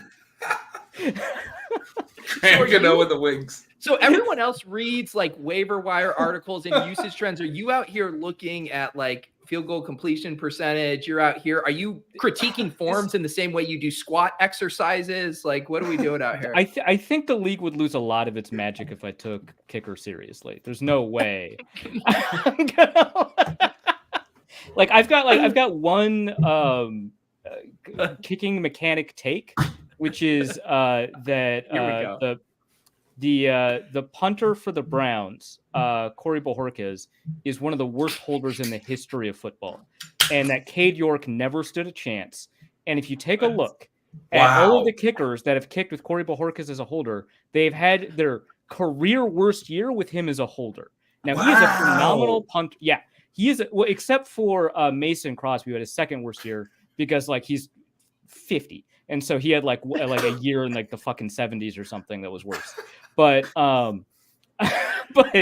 but yeah, and so this is kicker chasing. I mean, I'm glad you rolled the clip. Yeah, so you got to follow Corey Bojorquez and then pick against wherever he's kicking. So he's a great punter. That's why the Buffalo Bills cut him or traded him to the Browns.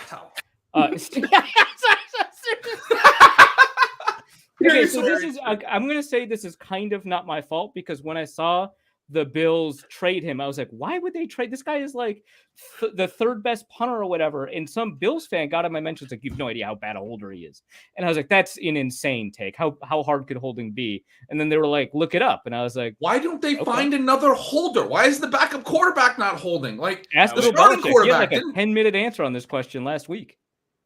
Arif, I feel like you looked it up because you were like, I think I might have a terrible take on my hands. That's what I mean. That was, but I did the work, and I was like, "This guy's right. I'm not going to quote the word out of this guy."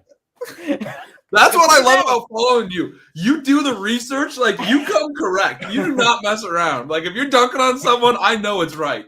I love it. Oh my goodness! That's the one take. I don't know anything about kicking mechanics. I was shocked when Blair Walsh, like his second year, was awful.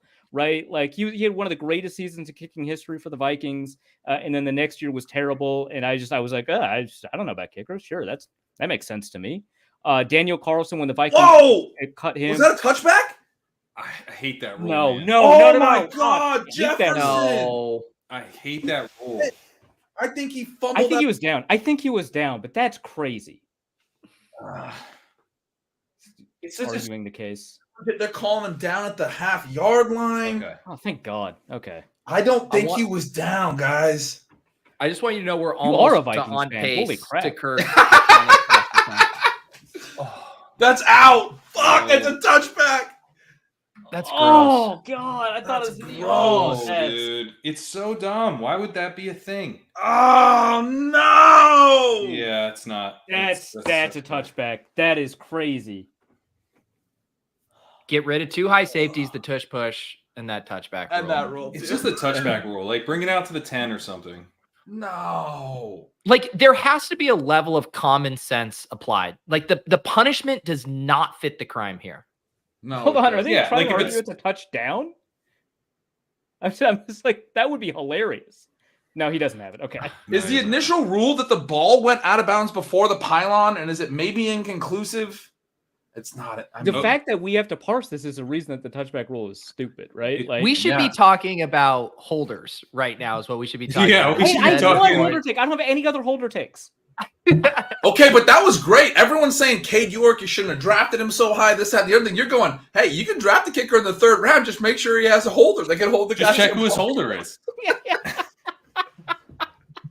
Look, I mean, I'm pretty confident Cade York is still bad, right? It's just that it looks a lot worse because of that. Is there like do you think a potential correlation or, shower narrative type thing, kickers and their holders, like those guys being in lockstep with each other? Do you think there could be something there? Okay, I have another holder thing. 1 minute ago, I have no more holder takes. Well, I got another holder. There was, okay, so I don't know if you remember Jeff Locke, former punter for the Vikings. I think he also punted a little bit for the Colts. He's very bad at punting. But he was so committed to being a good holder for, I think it was for Blair Walsh, maybe Daniel Carlson, but I think it was Blair Walsh, that he started like practicing his holds everywhere, and he wanted to get better at holds in tough conditions. So he would actually practice his holds in the shower. And then he put together like a little TikTok of like, that's a literal shower narrative. Yeah. Yeah. you said holders and showers. And I was like, Jeff Locke. That's a thing I know. And so he's just holding every single time. Yeah. That's incredible. Yeah. Wait, did he leave? Is this the Blair Walsh? No, I mean, he was objectively a bad punter too. So it's like, he's not rosterable. But yeah, I mean, he left. But is that why? So the Vikings got him because almost entirely because they were sick of Chris Kluwe, right? Which I understand. I like Chris Kluwe, but I could see how he rubs a bunch of people the wrong way, right? Like he's a very outspoken punter. He crazy leftist politics or whatever, right? Started writing for Deadspin back when Deadspin was. He was doing Deadspin stuff. I love him, but like people. I was reading Deadspin every day back then. I read all that stuff. He was great. Yeah. And so the Vikings were sick of him, and then also he sued the team, no big deal. But they were like, we got to get the opposite of that guy, and so that's kind of what Jeff Locke was. He's working on his master's in economics, right-wing conservative, knows not to speak up. It's just the exact opposite. And it turns out he's just bad at punting. It was a political thing. I'm confident it played a role. I think it was mostly that he knew how to shut up, but I think it played a role. Man, I asked him, I was like, hey, so, Chris Kluwe is kind of like votes Democrat. What's your take there? And he didn't answer, but he answered. So they called it a touchback officially. Wow. Awful rule, man. Well, I said the Vikings are fundamentally good. It's just the turnovers, and that technically counts. That was such a Vikings play. Yeah, it really was. I hate it. Oh man, they're actually playing the Eagles tough, and I remember obviously Arif. I mean, we can sit here and talk about all the bad Vikings moments of the last however long. Case Keenum year was fun. You had the Minneapolis Miracle, then they show up in Philadelphia. Brad Childress. How'd that end? I feel like the team that's playing has a role in that Case Keenum story. Right. That's what I'm saying. Yeah. So I think every time they go back to Philly, I'm like, oh man, this isn't going to go well. Punting was so political. Vikings, I think it's because I do think there's something about kickers and punters where they are just generally bored. Like Laird was telling us, with the kickers on the team, they would just go and use the indoor practice facility as a chipping green, and they would just be chipping after that. I think they just have to come up with random hobbies to fill the time while everyone else is watching film. Kluwe is super into Magic the Gathering and Warcraft. I mean, his Twitter handle is @ChrisWarcraft, right? He owns a comic book store in California, right? And these are all things that after he became a professional punter, he was like, they don't let you time on his hands. A lot, right? It's just because you don't want to injure the leg. There's only so many kicks you can have in a day, so. Magic the Gathering. Incredible. Magic the Gathering. Maria, I feel like you just workshopped your next long form piece on Wide Left, and I think it's about holders and political correlations with success for punters. Yeah. I think we need it. I should, because I don't have an editor, so I might as well. Who's going to stop me? We'll read it. Sign me up.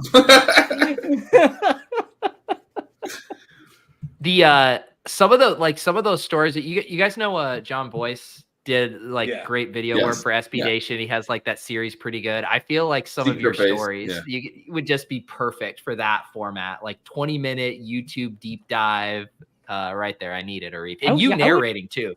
You got that buttery voice. I think it works. Well, so he did do so it's Dorktown now for Secret Base, and he did do a 7-parter on the Vikings, and it was amazing. It was incredible. I highly recommend it. I gotta check that out. So my other team, Chris Kluwe. My other team, Arif, because I'm a Seattle guy. My other team's the Mariners. Did you see the long Mariner thing he did as well? Yeah, all my teams are good enough to get Secret Base 7-part series. Good enough. That's exactly.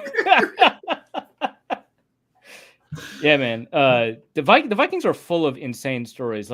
So he in the 2000s series, he was like, hey, so I'm not going to be able to cover everything that happened in 2005, much less the rest of the decade. So I'm just going to kind of skip over a lot of the stuff. He spent 20 seconds on Love Boat, and then he spent no time at all. He was like, I'm going to talk about the Mike Tice ticket scalping scandal. I'm going to talk about Love Boat, and that's it. He didn't talk about anything else that happened in 2005. Wizinator just That wasn't completely gone. Yeah. It's an insane year. In fact, College Humor has I don't know if you're familiar with like Raph from College Humor, but they did like a brief podcast, and they bring on like one person every episode from College Humor. Is like, hey, tell me like a story that you just want to tell. And Raph is like, okay, so I'm a Bears fan, but the best season in the history of football is the 2005 Minnesota Vikings because it's so stupid and funny. Like they trade away Randy Moss, they get Troy Williamson, and that is like 9th on the most interesting things list that happened that year, right? Like Fred Smoot gets destroyed by Steve Smith, right? It just ends his career. And Steve Smith does a Love Boat celebration, like that, with just incredible stuff, man. So I highly recommend listening to Raph talk about the 2005 Vikings. I don't think anyone tells that story better. The Wizinator, what was it? Ontario Smith, right? It was Ontario Smith. Ontario Smith. I had a fantasy team name called the Wizinator. Like, I mean, that was. Yeah, no, it's great. So anyone unfamiliar with the Wizinator? So first of all, this happened in a Minneapolis airport bathroom. Long history of great stories in the Minneapolis airport. I'm sure. Yeah. Which, by the way, won an award for how excellent the bathrooms are. A Cintas Customer Service Bathroom Excellence Award. I know that because they display it prominently at the airport. They will let you know. But Larry Craig got caught there, allegedly cruising. But yeah, so Ontario Smith needs to pass drug tests, I guess, for whatever reason. Not going to speculate.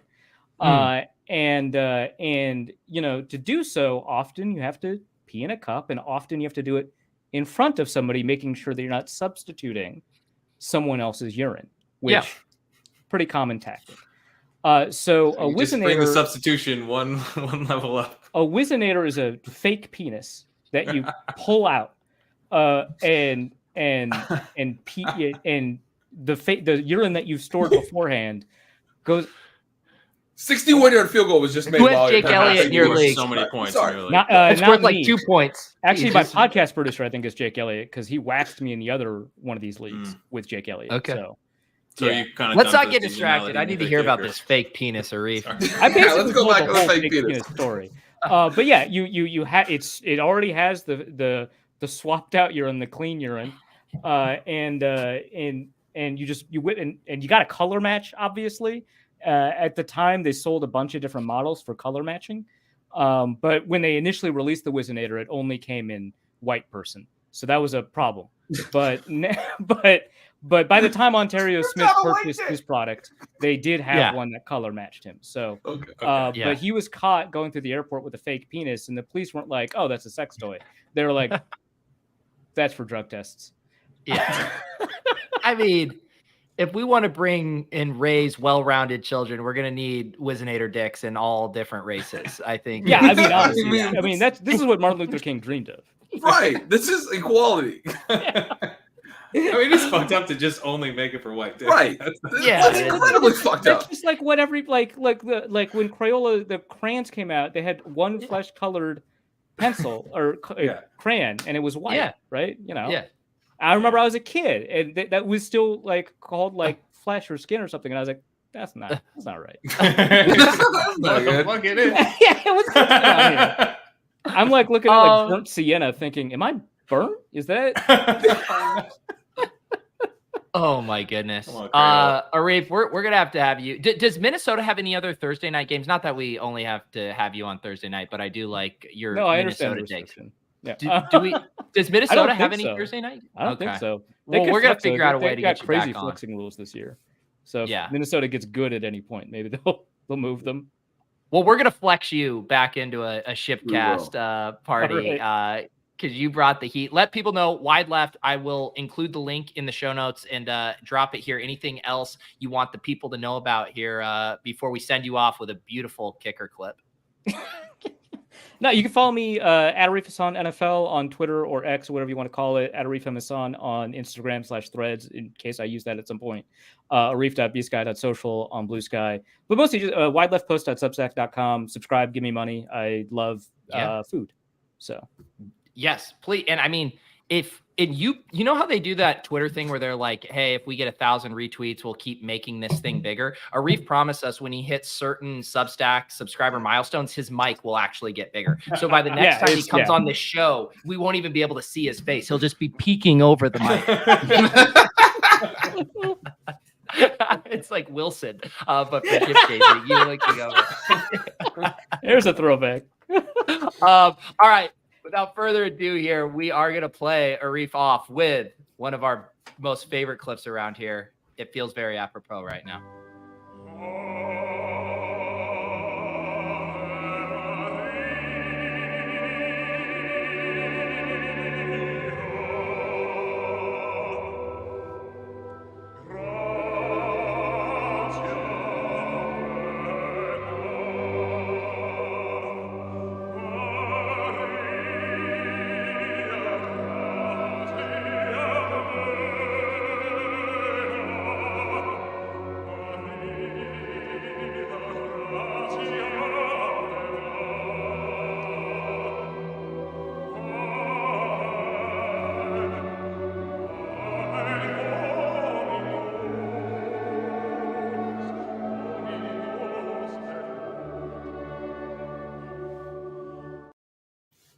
Oh man, Arif was awesome. Thank you so much, Arif, for swinging by. I just dropped his Substack in the chat. Again, it's wideleftpost.substack.com. Gotta get him back on here soon. That was always just a pleasure.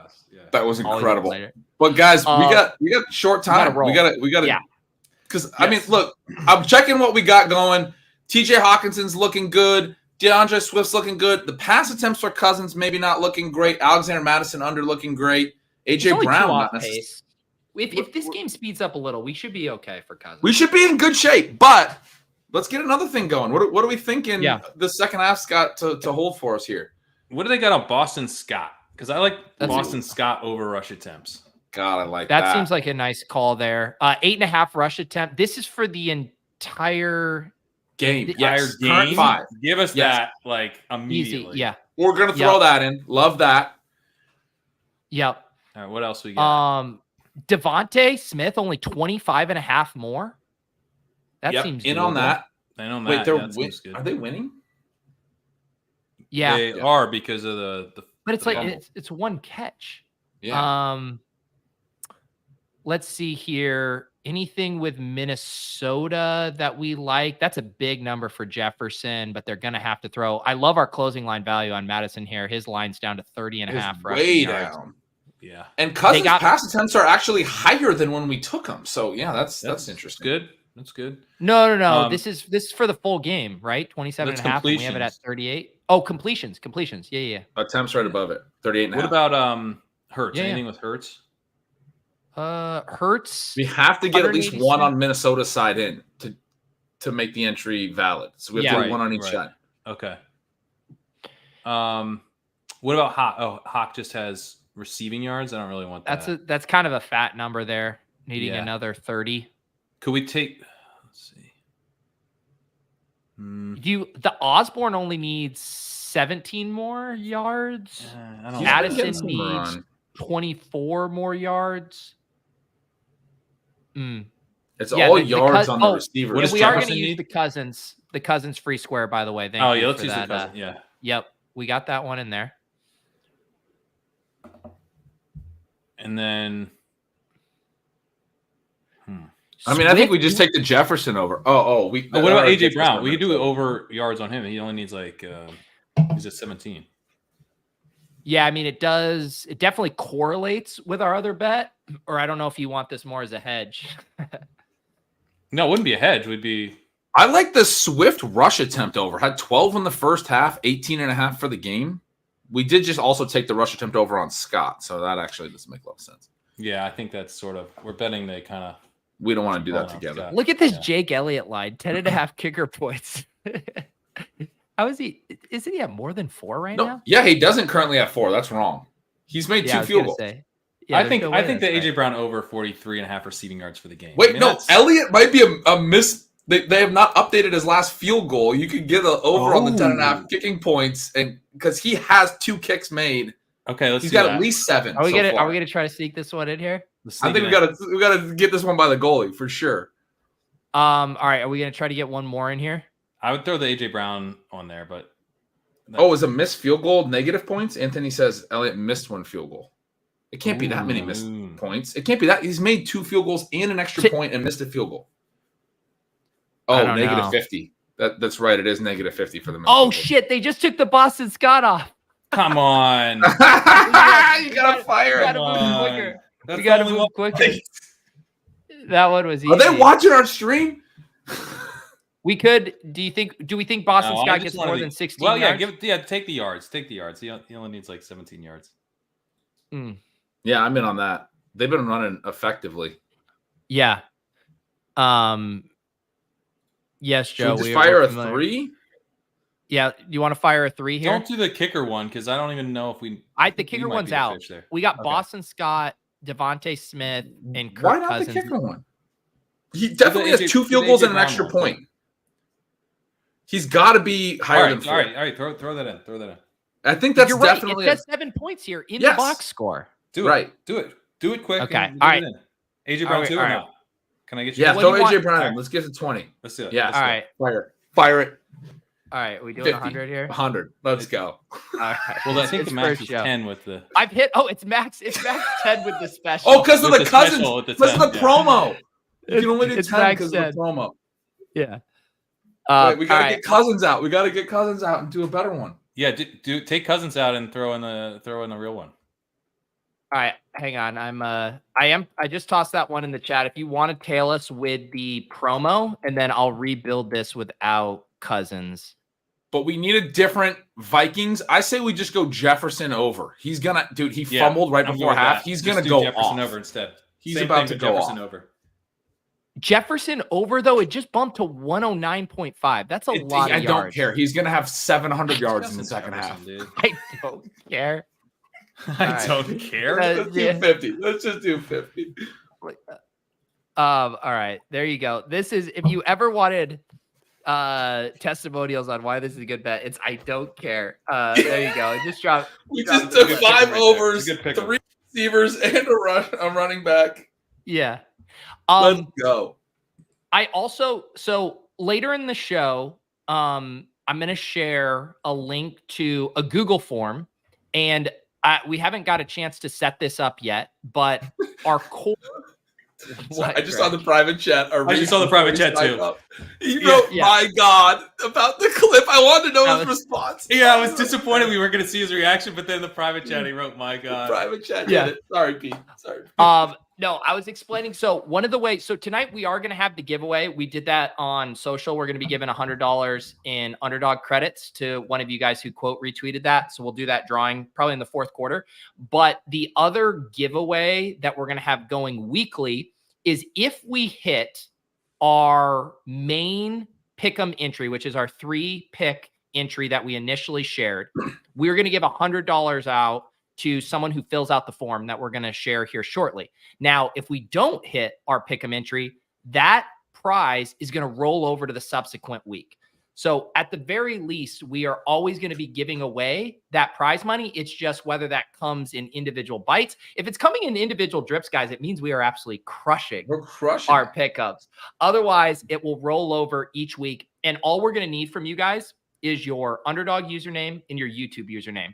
So we can do the drawings the subsequent week. So later in the show, I will share that form and we will get the giveaways going. We'll get some other stuff going too. We'll get some merch giveaways. You guys want some tumbler glasses, but we'll have some fun stuff planned this year. But I think we got our action in here for the second half, guys. I think we're good for the second half. Pete also told me if we hit the 5 spot, I have to put the helmet on. I did tell you that.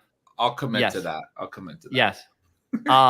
Not financial advice. Do your own research. If anytime we say fuck it, toss that guy into the pick'em entry, it probably means proceed with some caution. 700 yards in the second half. When we can't figure out how many points a kicker has scored, that is a sign that maybe, you might want to look into stuff on your own as well. You know what? Pat isn't funding this. This is our friends at Underdog who are funding our giveaways here. Pat spent all of his disposable income on pizza in Vegas. He has no more You just money. couldn't let me have that clout. You just had to correct the chat. The chat just thinks I'm just our benefactor here. No. Yeah. Underdog. Get out of here. No, shout out to Underdog for making these Thursday night football watch parties happen. We appreciate them letting us come on these airwaves and drink and talk kickers Guys, and punters and squats. Our 5 pick is looking great. We got to get AJ Brown in the end zone. And we need AJ But Brown. Swift, Madison, and Hawkinson are all looking really, really good. This is the new one we just did at halftime. Oh, yeah, you're right. Sorry. The Down initial here. 5 pick, we have Madison under. It looks fantastic, right? They're behind, and he's not even close to that number. You have Hawkinson at 4 receptions trying to get over 5. You got Swift at 7.3 fantasy points trying to get over 7.95. Those all feel locked in. We just got to get 10 points out of A.J. Brown in the second half. That's the big one. Cousins' pass attempts are also in the balance, but we just saw at halftime the line is still like right where we took it at. So they obviously expect apologies a lot of to Hassan, Vikings Nations, my brother, anyone who roots for the Vikings, Jefferson fans. But that touchback was pretty great for us. Yeah. The touchback was fantastic. Yeah, it was an good. AJ Brown touchdown, like quick touchdown, is the nuts for us, right? Get the ball right back to Minnesota, force that negative. They're actually kicking off though, so hopefully Minnesota comes out throwing. Yeah. We need to get Hawkinson over. We need to get Cousins a pass attempts. Yeah, as long as they pass, we're good. Yeah. We're also going to have Stephanie swinging by here in a second. I see some questions in the chat about Puka and burning Fab. So we're going to have Stephanie come by and give us a little recap of how our waiver run went last night, because I know some of you are just insatiable for those waiver bid content here. And Stephanie did a great job leading our waivers yesterday. She really yes. like hit it out of the park. All in boots one. Yeah, no, it was massive. She's awesome. Yes. I was amazed because I was like, well, we're gonna we got someone help us with waivers, but we're gonna have to get on the same page. But dude, crushed it. It's been and I believe we didn't start Penny anywhere, right? Did we? We did in one spot where we had to. Our stat chasing team is starting Penny and Justice Hill in second in week 2. You're right. There was a Gibbs. Fumble. That's bad. That's very bad. Well, if AJ Brown scores a touchdown, it's good. It's like You're right. AJ Brown scores. AJ Brown's the only way this is good. Well, that's what we need.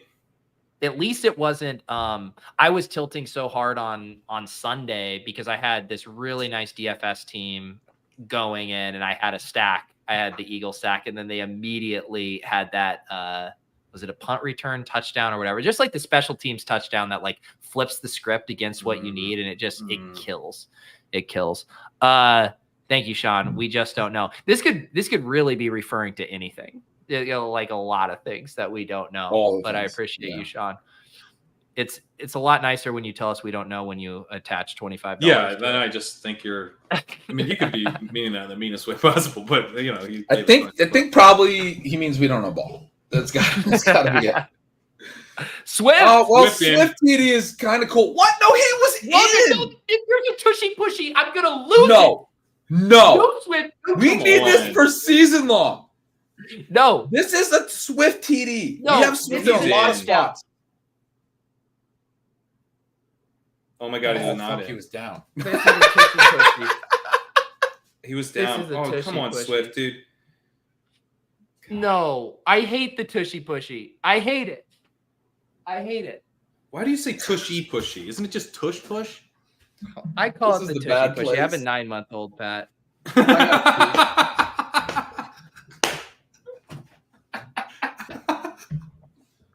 Steph, we just watched a tushy pushy. Oh God. Are you there, my Stephanie? gosh. I think so. Can you hear me? We got you. We got you. It is, of course, Steph Miller, the waiver queen, the writer of the terrific new newsletter and weekly roundup. Fabulous. Steph, how are you doing tonight? Something is really going on with my sound. I heard 50 echoes. Uh-oh. Here, what? The look on your face. Do you have headphones? Do you have headphones? That might help. I'll just keep saying tushy pushy until you figure it out. Tushy pushy. pushy. Pushy pushy. All right. While Ben refreshes his drink, while Steph refreshes her audio setup, Pat, when is the walkthrough dropping for people when they refresh their feeds? Let me see if you have any advice on when I should. So I'm going to get it done. Like probably by 11 Pacific time, maybe midnight. And then I would say is literally as early as you can get it out. Like just once throw it's it done, out. you should get it Just out. throw it out. I don't think there's a GTO time just because people want to consume that for getting ready for the week. I'm literally waiting. I want to read it right now. If you send it right now, I'll leave the stream. I'll publish it as soon as it's ready, and I'll put it on the feed as soon as it's ready. You said it was ready, and then you're like, yeah, because these like Puka things come up. My answer to that would be like, you should just send it, and then you don't have to make the edits because it's already out. No, trust me, dude. That is the plan. It's just that if I am still like writing it, like I'm not writing it, I'm editing it, and so like I was annoyed with the Puka one because I had just recorded the Rams, and then I recorded another game, and I had to like go find the Rams thing and like re-record it. This is why you don't record it when it's several thousand words long. It's part of the perk of being a member, dude. You can listen to it for free. You service the audio listeners better than anyone. I actually think I am going to put it on the free podcast until like there's a free preview part of it. I'm going to put that section on the free podcast feed as a little teaser. What do you think of that? You know marketing, bro. You know marketing. I also just want to. So our guy Tyler, the king of super chats, he's in Mexico right now, and clearly the Mexico Wi-Fi is struggling because it accidentally pushed through twice. So that's Mexico amazing. Conspiring for him to say.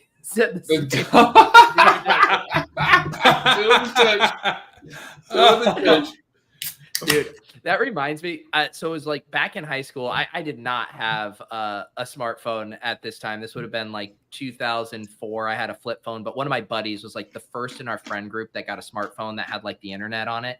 And he went on a trip to Mexico with his family, and he was just like using the internet, and he got grounded for like 3 months because his parents came back and he had like a $3,000 phone bill.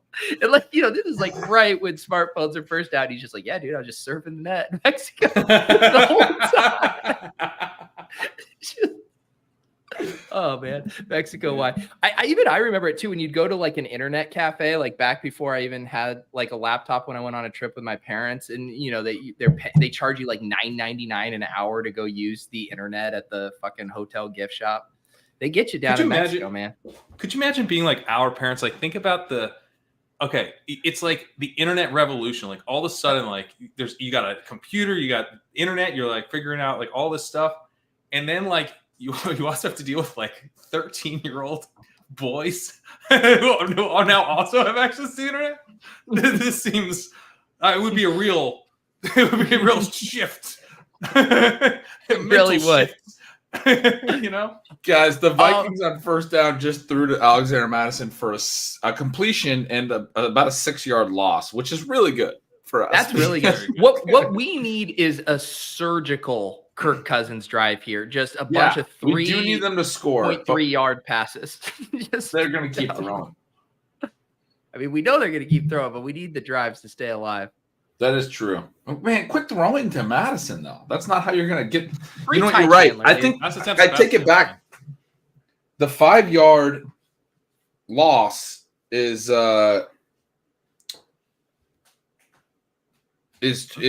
actually not good because they're not going to move the ball. They're 3rd and 15 now. Yeah. All right, Stephanie, take 2. Do we got you this time? Uh-oh. It's all right, Steph. Stephanie's very expressive though. Steph. Pat, it took Pat like 4 years in moving to San Diego to figure out his audio setup. So you're I completely can't believe fine. it's good now. I don't even know what I did. It's okay, Stephanie. We will do some tech lording, and we will huddle, and we'll figure this out here for future weeks. If we can't get this figured out here. But meanwhile, the Vikings are going 4-out here. Great. Yeah, they're punting.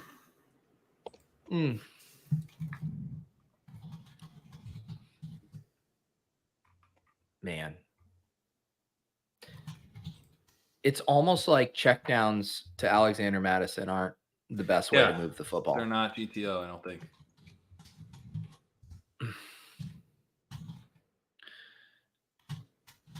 Huh. Man. I think so.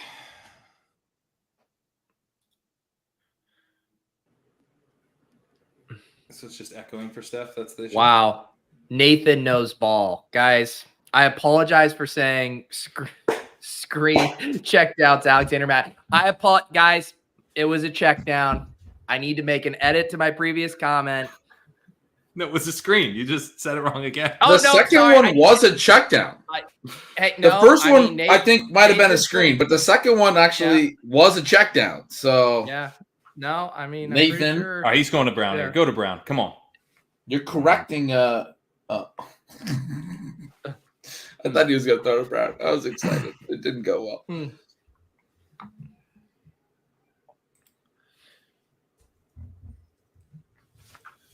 We got to get, I mean, look, they dropped back to pass there. We got to get them pushing this down the field.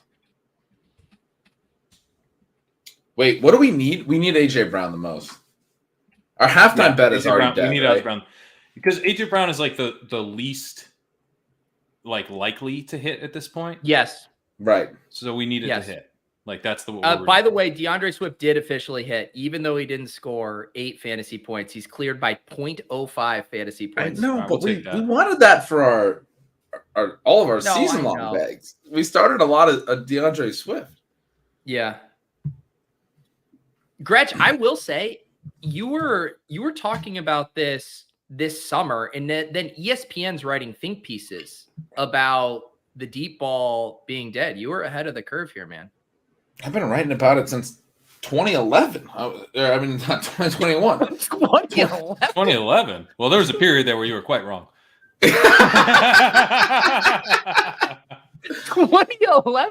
I've been writing about this since you were born, kid. Deep ball. Oh, deep ball. Devontae. Wow. That was, the Eagles just said, shut the fuck up. That was a great time. That was a great time. All right. Well, Devonta Smith is sweet. That was fun. That's not sweet at all. That's bad for us. We needed that. Well, we did have Devontae in that one. At least, Cousins is definitely going over. We just, the AJ Brown bet. Yeah. Come on. We still need a long surgical drive by the Vikings. Well, maybe the Vikings decided what I thought, which was that, AJ Brown's how they win deep. And they were like, no, he's not. And then they're like, sure, okay. Yeah. Devontae Smith's how we win deep, though. Who's going to write the first think piece? Is Devontae Smith the new wide receiver 1 on the Eagles? They were already itching to write that. Gretch is writing it. What's he Sorry, doing? what? Are you asking? This is so zoned out. What are you doing? I was reading my email for a minute. What's going on? You couldn't. I was like, Gretch is so focused on something that is not. I'm like 3 beers deep and reading email for some reason. We're live. We're live. Steph, do we have you? I think so. All right. Oh my goodness. I was waiting with bated breath. Steph, how are you doing? I am pretty good. How are you guys? Doing good. We're doing Okay, good. We wish that was an AJ Brown. You can't hear us? All right, Steph, you can't hear us? All right, we're going to regroup. We're going to do some test shows next week in the interim. Yes. We'll get you all squared away. But we appreciate you trying. We're going to get this. This is going to be a regular segment. You're going to come on. You're going to give us the waiver rundown here, and we will do some more tech lording between the next time you come on. So we appreciate I don't think she Steph. can hear you saying any of that. She can because she That's has true. it open. She can't. Yeah. Well, I'm saying this for the audience. All right. We gave it a shot. I'm going to message her for next week. All right. It is all good. Steph did literally like a Herculean effort. I don't think people realize like how many leagues we were in, the amount of communication that goes into tweaking It's not bids, how many setting leagues we're bids. in. It's that we're in leagues with co-managers. So there's Right. like It's a lot of leagues. it's Yeah, a it's a lot. lot. It's of a lot of leagues, but yeah. it's like not just the three of us. Like, hey, what do you guys want to do here? It's like there's a million other considerations and make sure that all the co-managers get who they're wanting, and it's like it's wild. So Steph, yeah, she's stoked about she it, smashed and it. she's like been super positive and awesome about it, and we love having her. The deep shot stuff that you were asking about, it's fascinating what is going to come. Like, I mean, the way that I wrote about it today, I'm concerned about the rest of the year and like where we go from here, because like defense's goal has been to take away explosive plays, and there's like everybody's been talking about it as if we're just looking for the offense's counterpunch. When's that going to come? And kind of assuming that it's going to come. But I feel like week 1 was a bad data point that is going to come. Like, I think that I'm still like, regression happens and these things swing back, and I'm hoping that it's still going to swing back. But sort of the hypothesis for me right now is like that preventing explosive plays, letting teams run, forcing teams to matriculate the ball down the field, forcing them, like good offenses like the Chiefs, into plays like the underneath passes to Kadarius Toney that can then turn into pick sixes for the defense when Kadarius Toney makes a mistake and doesn't catch the ball. That's the end game. That's how you play defense in football. And we've finally gotten to this point where like there's evolution to where why would they go away from that? And it almost looked in week 1, we were all hoping for offenses to have the counter punch, but it almost looked in week 1 like defenses were like, yeah, I mean, in 2021, 2022, we were just starting to figure this out, but we have more ways to pull levers on ways that we can play defense from this philosophy, right? And really force offenses. The really fascinating thing, when you look at like the Bills on Monday Night Football, Josh Allen got frustrated, man. The ball, the play where he dropped the snap, he picks it up and then he immediately tries to run. He runs right into his own pulling tight end and then fumbles again. There's a bunch of plays where he's, on a scramble and he's cutting back into the field and taking a hit. And Sean McDermott's like, what are you doing? Like, go out of bounds, And so you get offensive players into it's tough to be that patient and go underneath over and over and over again. Yeah, it's interesting you could to actually see him not doing that. You could see him going, nope, I'm going to take my shot here. And then he was getting picked. Yeah. Right. And he wants to go after it, but so defenses have kind of figured out the way that you have to play it until there's like another rule change or something, and I don't know what that rule change would be, but that is something that the NFL's done throughout the history of the league is they have implemented rule changes. But not really with this type of stuff. It's more like, holding and, putting your hands on guys. I'm a lot more optimistic than you are, I think. Although, Kevin Cole I listened to his recap and he was saying it's like one of the worst weeks of football for offensive efficiency in like the last 10 years or something. Like it was a truly terrible week 1. Wow. Yeah. It was one of I forget exactly what the stat was, but it was like, it stood out as like it didn't just feel like a bad week. It was a very bad week. So it looked terrible when you watched it. Yeah. It looked terrible. Yeah. I think there were some rays of sunlight. The Dolphins. There's a good recap. Sorry, I'm blanking on the name. Josh, if he's in the chat, can throw it up because he's the one who shared it with me. But I threw it in the walkthrough. A recap from Sumer Sports on Tyreek and how he was moving in motion, and McDaniel had him starting. Like he took a motion that used to start from all the way across the field and would sort of tip the defense to what was happening. He's starting like very quick, and it's because Tyreek's so good at accelerating. that he can get up to full speed on a short motion as opposed to a long motion, which tips Ooh. the hand. Addison. Wow. That So was that's nasty. good. Even though Yeah, I wanted a surgical good. drive, just getting this game competitive. Is The definitely deep ball is back, guys. I don't know if you've heard. The deep ball's back, Eulogy baby. for the deep ball. Yeah. Anyway, that'll be in the walkthrough, and I recommend checking it out because it was, he's able to basically it is a literal counterpunch. Teams took that away last year. They said that we know how to stop this now, and he changed it, and they weren't able to stop it. Now maybe they will able to stop it, but that's the defense is going to have to react to them. So there's little things we're seeing where I think we are going to see evolution. I think we are going to see the offense always has the advantage. They know what they're trying to do. They know where they're going. And so I think the defense is always just in anything is always on the back foot. And so I think that because of that fact, eventually the offense will get the upper hand again. And then the defense will get the upper hand again, and we'll keep doing that. Yeah. Did we take Addison? like- No, we didn't. We didn't have a thought about single. Our Vikings pass catchers in our entries were Hawkinson and Jefferson. I think those were the only two. Yeah. Oh yeah, we took Jefferson instead of Addison. We can victory lap Alexander Madison, lower 48.5 rushing yards, 10 rushing yards. I don't see him getting there. Famously. He's not getting there. And Hawkinson's going over. Cousins is up to 24 attempts. I think he's going over. We just need AJ Brown, man.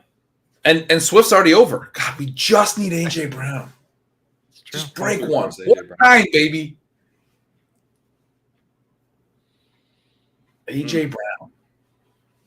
Can you imagine the elation? I mean, the guy can do it on one play, That is We're the talking whole- about winning a 5-pick entry on week one of things this off. journey that we're on. That would be a $2,000 entry. Just saying.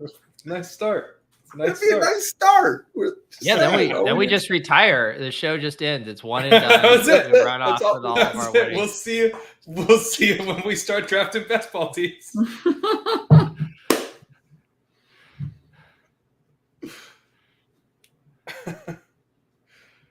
Yeah, what do we need for AJ Brown? You want to pull that up? We got it's like 13.9. He's at 3.2. We need 10 points. We need about a 30-yard TD. Yeah. 40-yard TD. It's we needed that. We needed that to be AJ Brown, not We need that to be AJ Brown. Right. That was it. That was the moment. Yeah. We've already got 2 greens. Look at that. You got 2 greens on the right. What are the 2 greens? Oh, no, well, 1 green. Madison, you can count Madison, I think, if you want. Yeah. Hawkinson. The problem with that Hawkinson line is we need 2. And they keep Kirk- going to their They're other gonna tight throw. end. Yeah. Yeah, I think we're good on that. Scott concussion, is that real, Chris G? Scott Really? concussion? Oh, well, we pulled the line. We didn't actually. Oh, no, we got the fucking rushing yards. God damn it. God damn it. I forgot we got the rushing yards. But that was our Yeah. halftime thing was it's dead. It's dead. The halftime We one. gotta come up with a better halftime We plan. need to do next 5 picks under a timeline. week.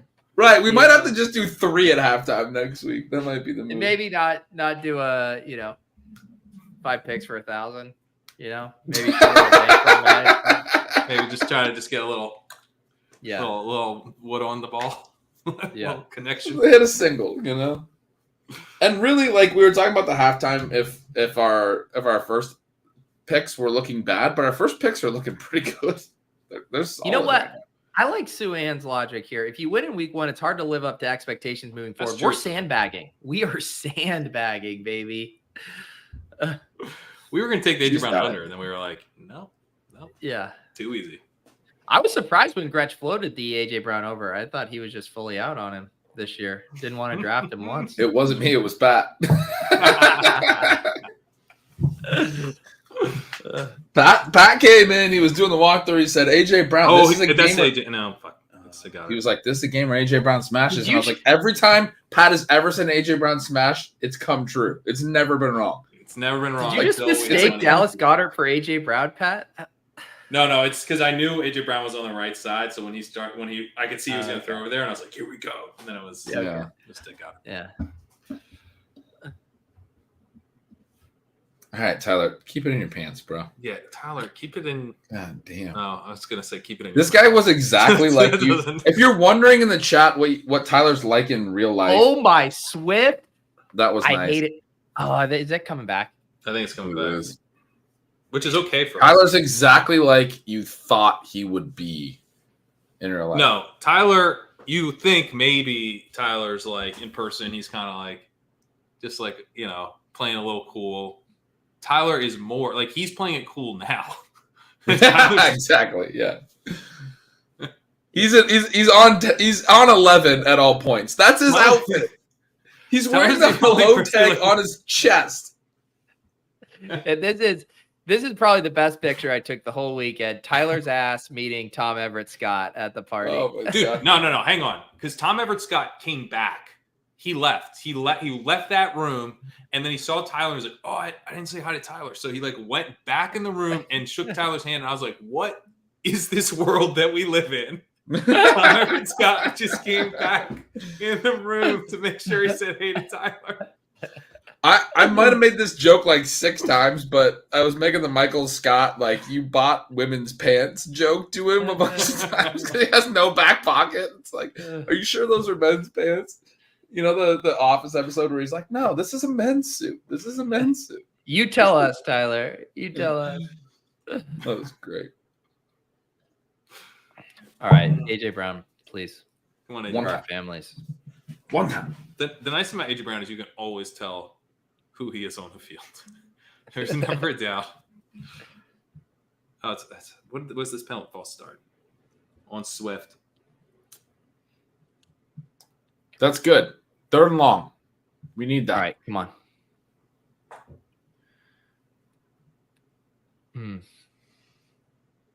What do you like objectively say Gainwell's back next week? I don't even know who the Eagles play. Like Swift looked good tonight. Like, what do you think the split is? Like, is it more? I mean, is it I think just Rashad Swift Penny's the Gainwell? lead. Yeah, that. I think it's got to be God. closer, yeah. Like I called game. man before seeing the Gainwell injury. I called his week 1 usage noise in the sense that I thought there was basically no way that he would keep that level of usage going forward. I thought that was like a really unlikely outcome because he has multiple talented backs behind him that should get some chances. They'd already started saying like, oh, Nick Sirianni right away said didn't intend to give Swift only 2 touches. And I think Gainwell's good. There's also the element of you look at this offense and it generates really efficient running back lines. And like he wasn't actually that great in week 1. He was sub 4 yards per carry. The last couple of years, he's been like 4.3, 4.5, which is good in most offenses. But he's been in an offense where like Miles Sanders has put up a season of like 5.5 yards per carry, 4.8 or whatever it is, significantly better than what Gainwell has put up. Swift and Penny are guys who are coming from offenses that don't have these same built-in advantages where you have these really high rates of designed QB rushes and put stress on the edge rushers to stay outside because the quarterback can pull.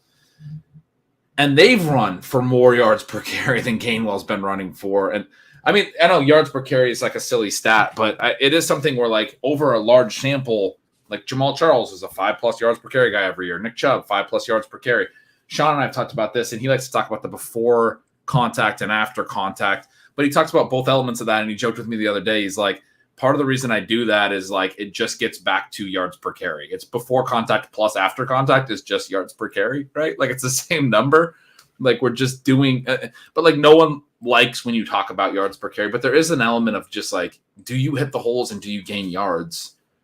Anyway, it's not a great stat, but I don't know that Gainwell's like a legit good running back, and I think the guys behind him are. So that's kind of a problem for keeping a really big role. So anyway, going forward, I have it as, especially with Swift looking good, I'm going to write it up next week as we're going to probably have a split, and I think long term, I think you still feel good if you have Swift. Yeah, not Penny. Yeah, I think so. I mean, this week made me feel a lot better for sure.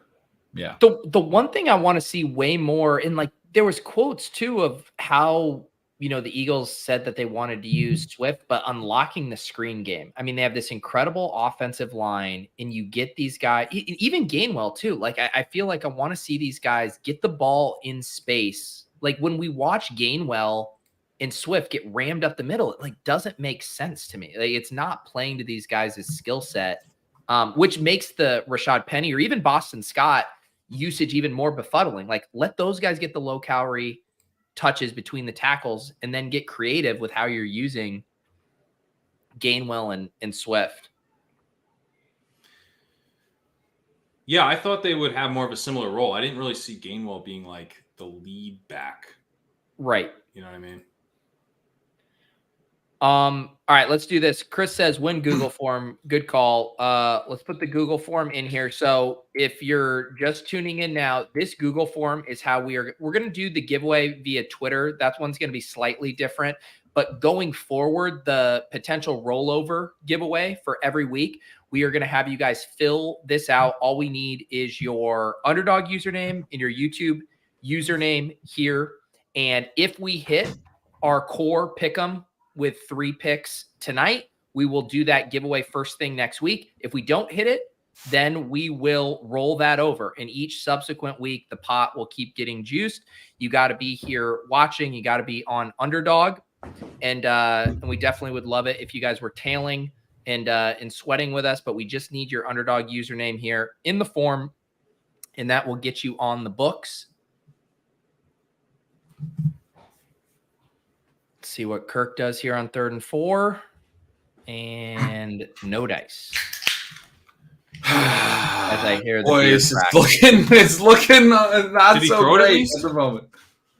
He did. He did throw it. He threw it, but he's looking like he's a little bit rattled, which Kirk tends to do sometimes. Just keep chucking it up. Yes, be as rattled as you want. I mean, that's just a throwaway. That's just I need to get this ball out before I get hit. There's a guy right behind Jefferson. Even if he catches it, that's not a first down. I mean, you can't throw short of the sticks with a dude right there to tackle him on 3rd down. But Can you believe the Jets are going to send a first for this guy? The Jets are going to be. They're going to wake. Who's the GM of the? Has Penny not got on the field? No. How they're up 2 touchdowns? Just let him do something. I don't know, man. He must have looked terrible in camp. That's wild. It's wild, yeah. Dude, Pat, what do you think about this? Because one of the things when we've talked about, I'm legit curious about this. When we talked about the AJ Brown thing, you've talked about him being the higher ADOT guy, and you mentioned the Vikings don't get a great pass rush. You feel good about Brown in those matchups. What do you think about Devonta being? Because that's how it was last year. This is different. Devonta, it's a different year, right? It's a different year, different offensive coordinator, and you talked about how these offenses need to find counter punches. Maybe this is one of the Eagles' counter punches is that both these guys can beat you deep now. So deal with that. Okay. Yeah. This I think this is different. They're using Devontae Smith to beat defenses on these big shots. We've seen it not just that touchdown, but earlier in the game. Right. Yeah, I think it makes the Eagles more dangerous, and Smith's really good. So it's smart. And then it's a great point. Yeah. They're putting this on film. It's going to be harder to defend them. Both these guys can do it now. I was thinking when I asked the question, have they flipped roles? But you said it really well. No, now they can both do it. And yeah, I don't see why they flip roles because AJ Brown's one of the best deep threats in the game. Right. So yeah, I'd like to see that with my own 2 eyes right now, Pat, in the form of a 60-yard touchdown. Yeah, me too, man. Me too. Yeah.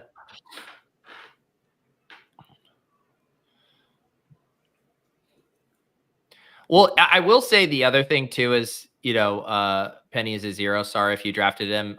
Swift was a 0 in week 1 as well. So the thing too, if you hang your hat on running back talent and just getting touches, everything else works itself out. I don't really care who is getting 10 plus touches in this offense. They're going to produce. It was Gainwell week 1. Now it's Swift week 2. and running back This is is nice that it's not all split volatile. up, and it's been one guy. They and then seem to another. like one guy for Yeah. sure. Yeah, it's kind of interesting that they're doing it like that. If you have Rashad Pennybags, just pretend that he's Jamison Williams. He's suspended for the 6 weeks of the season, and you still spend a 10th round pick on him. Yeah, eventually There you someone will go. get There's hurt your and he'll be good. psychological trick. Swift does look good. For- enough. He looks really good. Swift looks great. He does.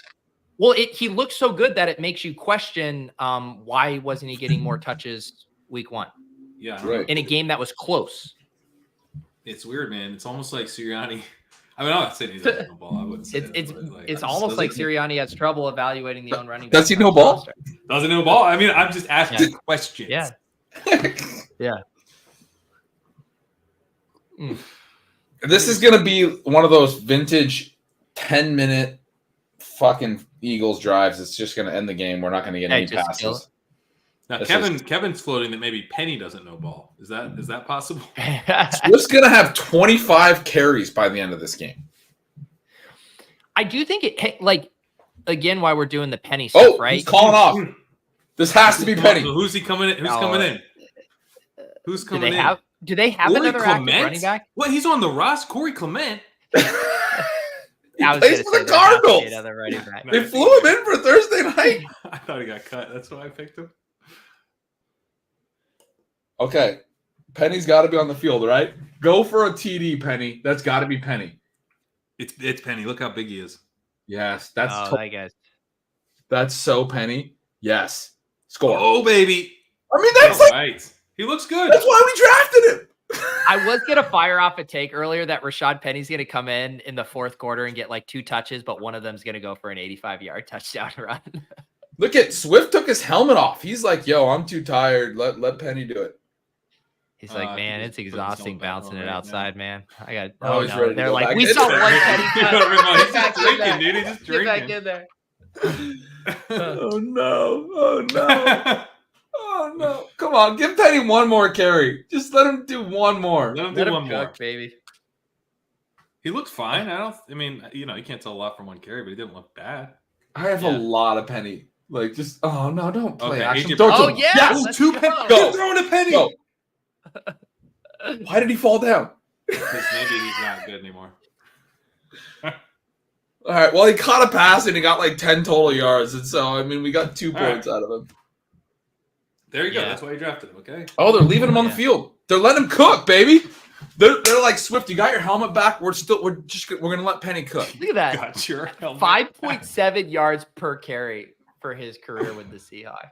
I mean, It's elite. wild, dude. He was awesome. They got a package.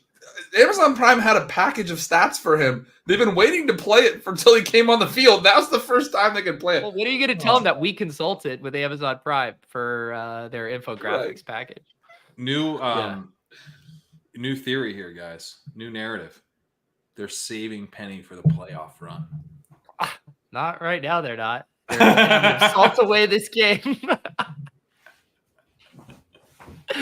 we gotta choose our narratives carefully. What's this narrative based on? They get the false. Oh my God, they got the No offside facts. there. How do you jump there? That's so obvious. End of the quarter, they ran up to the line to just show something. They're going to let the quarter run out, and the freaking Vikings jumped. What are you come doing? Yeah. Unforced errors.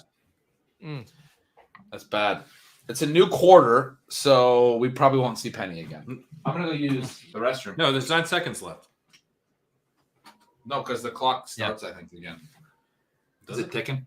Oh, it does. Tick it.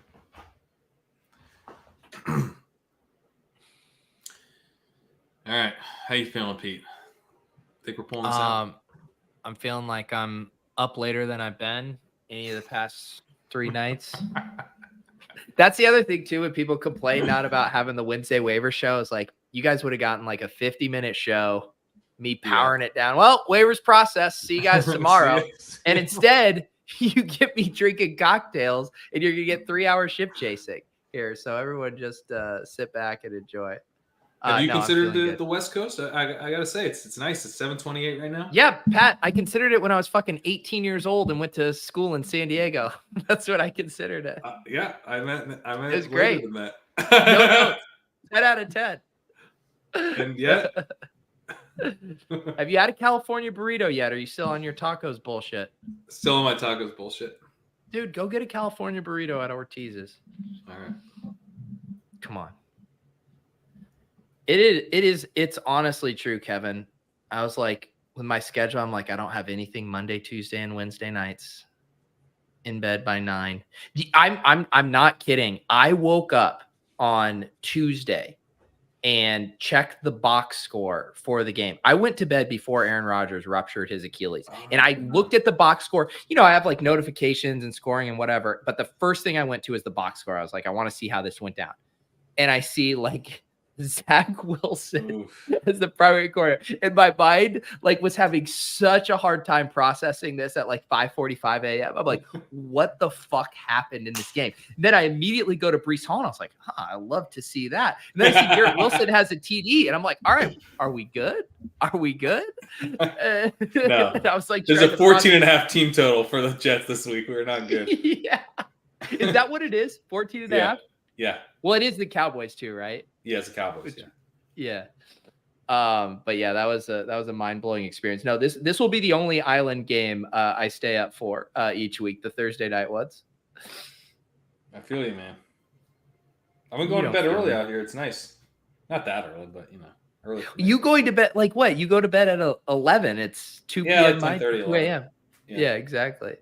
That's the earliest I've ever gone, like ever in my like whole life, basically. I don't know, maybe like when I was 9 or whatever. But yeah. I wish 8:20. I think 9 a.m. is a good sweet spot for me.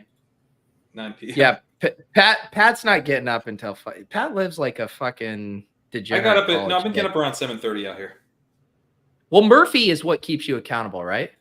Yeah. I gotta wake up. Actually, Murphy, like he can hold it for like a crazy long time. So I don't. But I feel like it's not, just to get on a schedule so he knows. I'm trying to get up around 7:30, take him for a walk, and get my day started. It's kind of nice. It's really nice in the morning here, so I want to be. Oh yeah. All right, here we go. Fourth quarter, 27-14. Can we get some AJ Brown points? Come on, AJ. Oh man, he catches that and turns. He's gone. That would have been incredible. I did not come back with nachos, chat. I just came back with a leftover taquito and sour cream. Man, I might have to go do a snack break. I mean, it's West Coast. It's like dinner time. We're talking. I mean, how do you go the whole game? Yeah, I found a pizza place out here that's actually really good. That's what I had today. Nice. Yeah. It's a win. You're a New York guy. I figured you would have been like snobby about the California pizza. No, I was impressed, man. I'm not like that snobby about New York pizza. Like it's good. It's a good thing. I like it, but I like the style, the thin crust and everything. But I'm not like the world's expert on New York pizza. So here's the thing: when people say that stuff about like New York pizza, or I don't know, like pick your flavor of like this is so good here. I don't know, buffalo wings. What they're talking about is like the floor for like random establishments is higher than in other cities, but like still really good pizza in San Diego is gonna be fucking really good, right? It's just saying like the hole in the wall, like pizza joints in New York are gonna be like better than the hole in the wall pizza joints in San Diego. For sure. Yeah, I think that's right. I also think like even that was a great take. That was a ball take of food. That was a and I haven't even been sitting on that one. I just came. But I also think there's a thing of like New York does Thai really well, and it's not just it's that, but it's also like when you go to that Thai place that's like buzzy, and everyone's like, you got to check out this Thai place. The food's gonna be fucking awesome. Whereas like if you go to a place that's not got such Thai, it might be buzzy because it's like okay, and they haven't had okay in that town in a while. You know what I'm saying? So there's like it's more with something like pizza that won't be the case, but with some cuisines, you could like that next level up. There's a big difference too. Yeah. Well, in San Diego too, like it is. I mean, like a lot of places, I would say Colorado falls into this umbrella too. I'm sure there's some other places where like even Colorado when I was growing up, and even San Diego when I was there in like 05 to 09, like the food scene is exponentially better now than it was. I mean, in like the craft brewery scene and the craft Mhm. distillery scene in San Diego is AJ. Oh, yeah, on. baby. What's the flag? Guys, What's the guys, flag? guys, there was a fucking flag for holding. Come on. It was the back judge. That's such bullshit.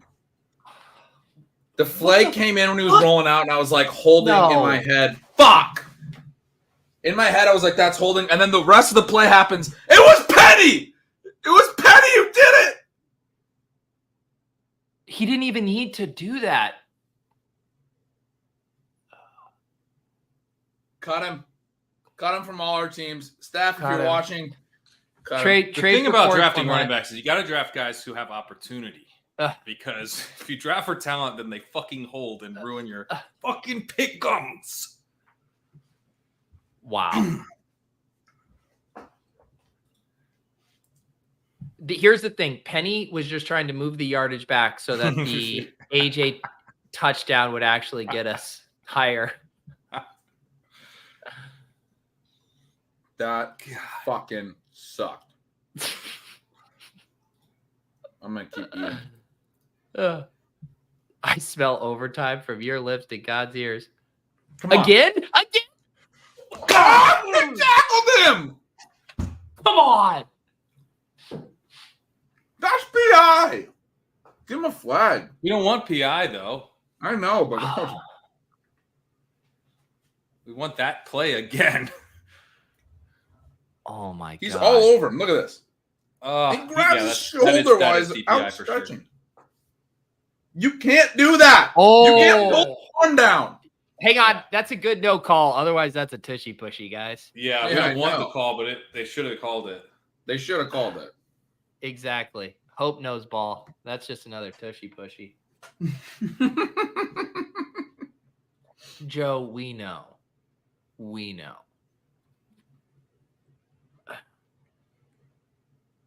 On principle, I'm upset.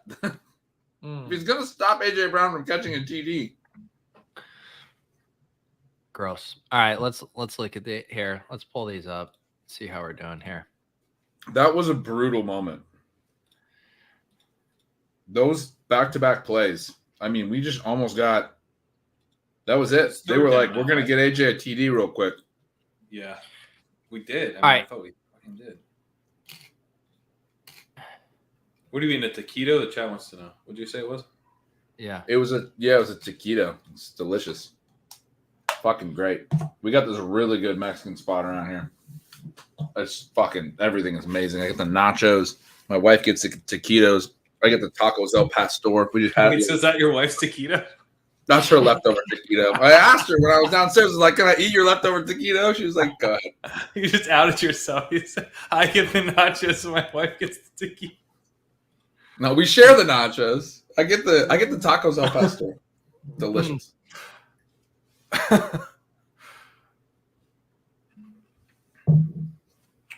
Yeah, bro, All right. you can make taquitos at home. Like, I mean, I can make a come on. lot of things at home, bro. Jesus, Guess what I yeah. don't do? Make any of it at home. Oh my god! Why do you think I lived in New York for 10 years? I don't make anything at home. I eat out of the house. I mean, and Luis, like, I love you. Your name's Luis. I want to eat the taquitos you make. I don't want to eat the taquitos Ben makes, bro. Like, Yeah. I bet you make awesome taquitos. I'm there.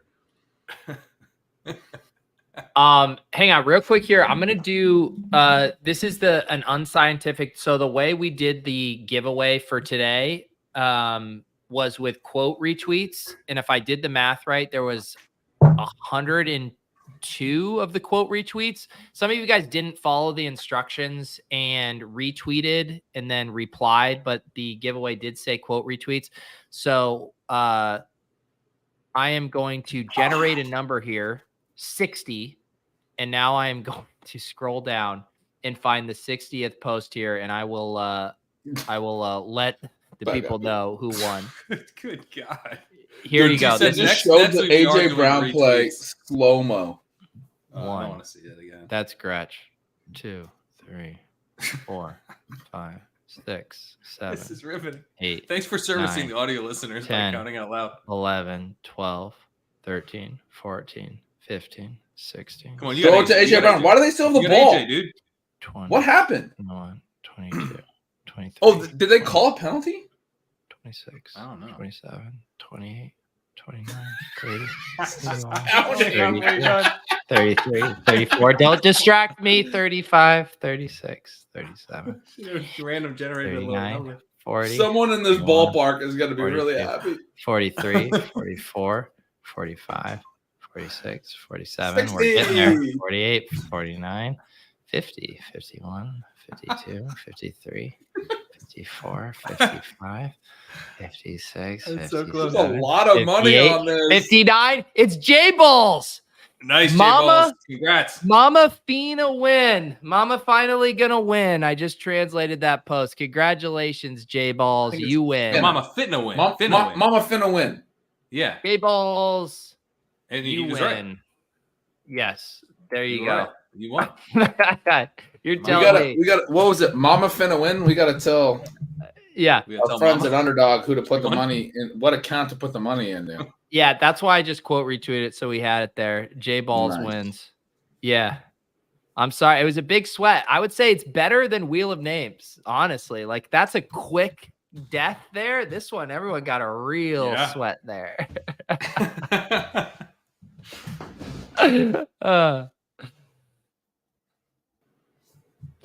All right, Gretch is on top of it. Gretch already has it over to Gretch you. already, yeah, we're already in. Did I already nail that? You already nailed it. I Dude. mean, I'm like half sober, Hmm. so I was kind of concerned I did that right.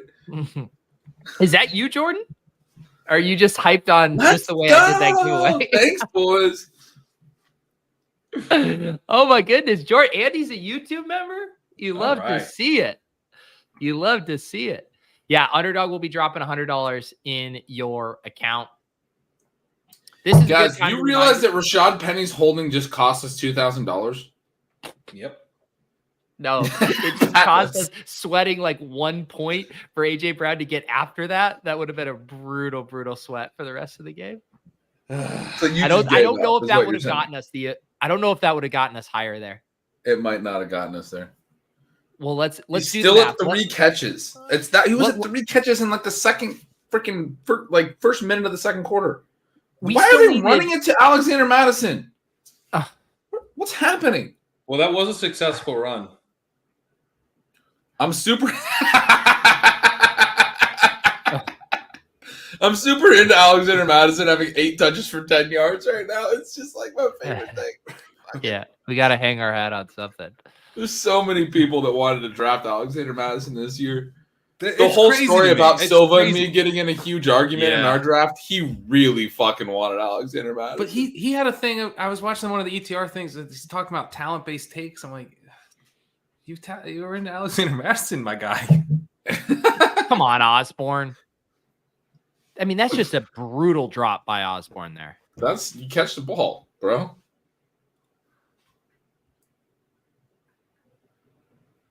All right. More pass attempts Yeah. for Kirk. That's good. We got to get these pass attempts up before we're gonna. He's only at 27. Man. I still think the AJ Brown TD's coming. If the Vikings score here, the Eagles are gonna have incentive to actually push a little bit.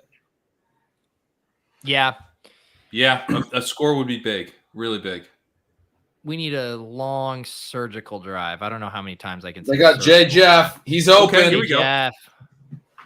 All right, what's that? He's What did we running the have on little we little doing on the mesh pass route. attempts? He won on that mesh route quick.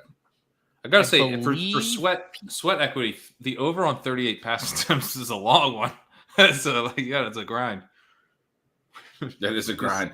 And also, I was really sure that Hawkinson was going to get there. He got his 4th catch in like the middle of the second quarter, and we have not seen him catch another pass since that TD. We had Arif on. We were chatting with him. Oh, it's true. He hasn't. Man, He hasn't done it yet. No. Like, sure, he was going to do it. What happens if someone pushes one of the legs of the pickup? You still can win. It just reduces the payout down to whatever one Yeah. less is. I see. Makes sense. That's a cool way to handle it. Yeah. It's nice. we I mean, need- it's kind of like part of the participation era, participation trophy Right. era of America. sure. Just the Yeah. Wow, look pussification at of this. America. You push your Is one child. Look what's happened to him. The pussification. Oh, We have man. gotten You're very a father of a political. daughter. You're a Yeah. father of a daughter. Yes, I'm not allowed to say pussification anymore. I did just want to pull up this comment about KJ Osborne drop. Hit him in the worst spot possible, right there.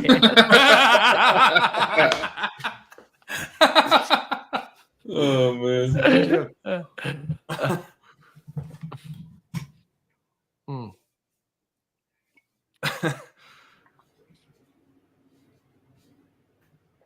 We do. I mean, you guys man, we gotta. We're close here, boys. I know. We're close. you guys are more optimistic than me. You've given up on AJ's leg. The Hawkinson one is tough.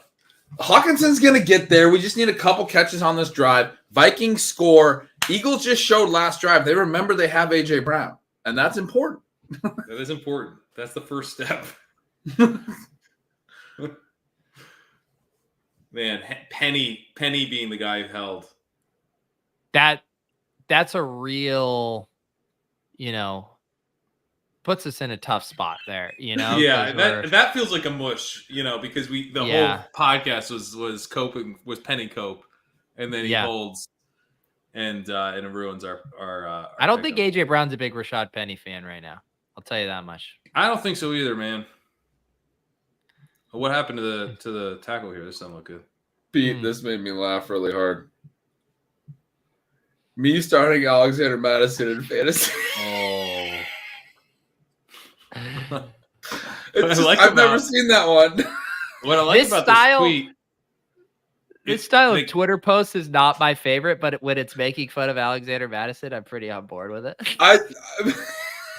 What I do like about it is that in this video, it leads you to ask the question, what did you think was going to happen? Which is You're very going to much fly over how the I felt. flames. That's a ramp over the flames like Evel No, Knievel. that's cardboard, dude. Look at that thing. That's like fucking, there's no chance that thing was going to hold. There's no chance. trust I me. believe that could be cardboard. Pat knows cardboard, guys. Trust me. This guy knows cardboard.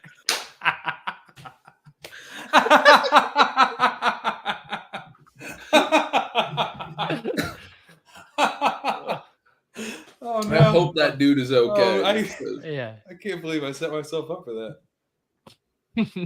You even know believe that's cardboard, bro? That's I've seen that cardboard, man. consistency. You might think it's plywood, but that's cardboard, bro. Wow. Nothing's changed. I'm watching Ship Chaser and I'm on my fourth seltzer. It's just Thursday. I mean, that hit me right in the heart. I feel good about that. Nothing's changed for me either. I got a stack of empty beer cans over here. I'm building pyramids. My daughters are going to ask why I drank so many beers last night in the morning. It's going to be great. All right. Let's get these pass attempts going. All right. There we go. Oh, God, he's so good. He's really told good. you, 700 yards in the second half. Yeah, did we get that one? That's the only thing we're going to get is J. Jeff's over. Because I think the rest of it. Do we have Devont on that one? Yeah. But the Boston Scott, we need Jake Elliott. We need AJ. Boston Scott's out of the game. Yeah. Yeah, that one's dead. We're dust. Jake Elliott's going to hit, though. He's at 9 now. He's about to I kick kind of a think field goal Sirianni now. would rather play a hobbled Boston Scott than Rashad Penny, though. So maybe there's still a chance. Right. Yeah. Throw it. Wow, that's a pass attempt. That's a not beautiful pass. Hawkinson. That's What a happened to different Hawk? tight Is he end. all right? I've seen who's 84. I've seen him be targeted like. There's Josh Oliver. They like to do some of the two tight end stuff. He was getting Mm-hmm. some buzz in camp. Yeah. He played a little bit last week too. It's just like a situational fucking. We want to get him. Well, the that play. situation has been the second half of this game. Right. All right, Kirk's up to. I don't know if this is updated. I'm seeing 30 right now. That might have been 31 right there. We're definitely live on the Kirk. I mean, we're still okay. I'm going to join the optimism side. Yes. We need that quick AJ Brown. We just need AJ Brown, man. We need AJ Brown. Is it? Ty Chandler Sizzin. Let's go. Let's go. Score. Wow, broke a Let's go. tackle. Take notes, Yeah. Alexander Madison. Yeah. Try to do that one time, please. This can't. Alexander Madison got to 28 yards rushing. That's the quietest 28 yards rushing I've ever seen. This has to be fake. I'm calling bullshit. Sean, send me a screenshot. Send me a fucking screenshot. Sean says he has 5% Josh Oliver and BB4. I'm calling bullshit. And the thing is, it's such a delicate lie. Like, if you were just joking around, you'd be like, I have 23%. We'd all laugh. But 5% is just believable enough for me to call bullshit. There's no fucking way, Sean. Yeah, that's a lot. How many entries? Did you do 20 entries and you have one Josh Oliver? Because that's what it could be, dude. That's still that's too what much. It could be. No.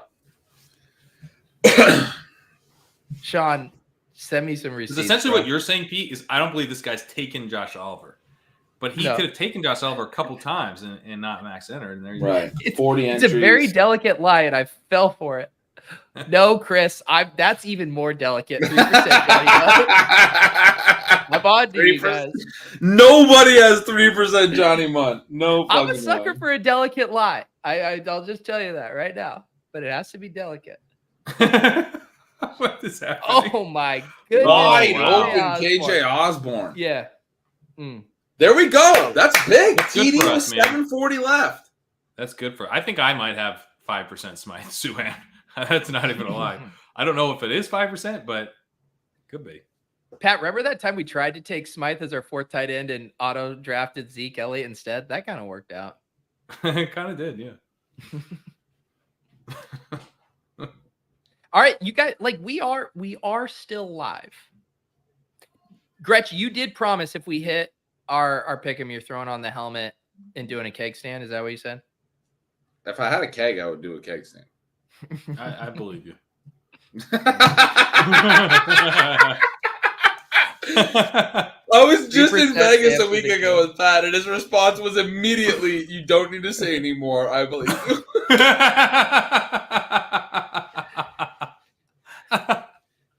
Who can bait me? I got you.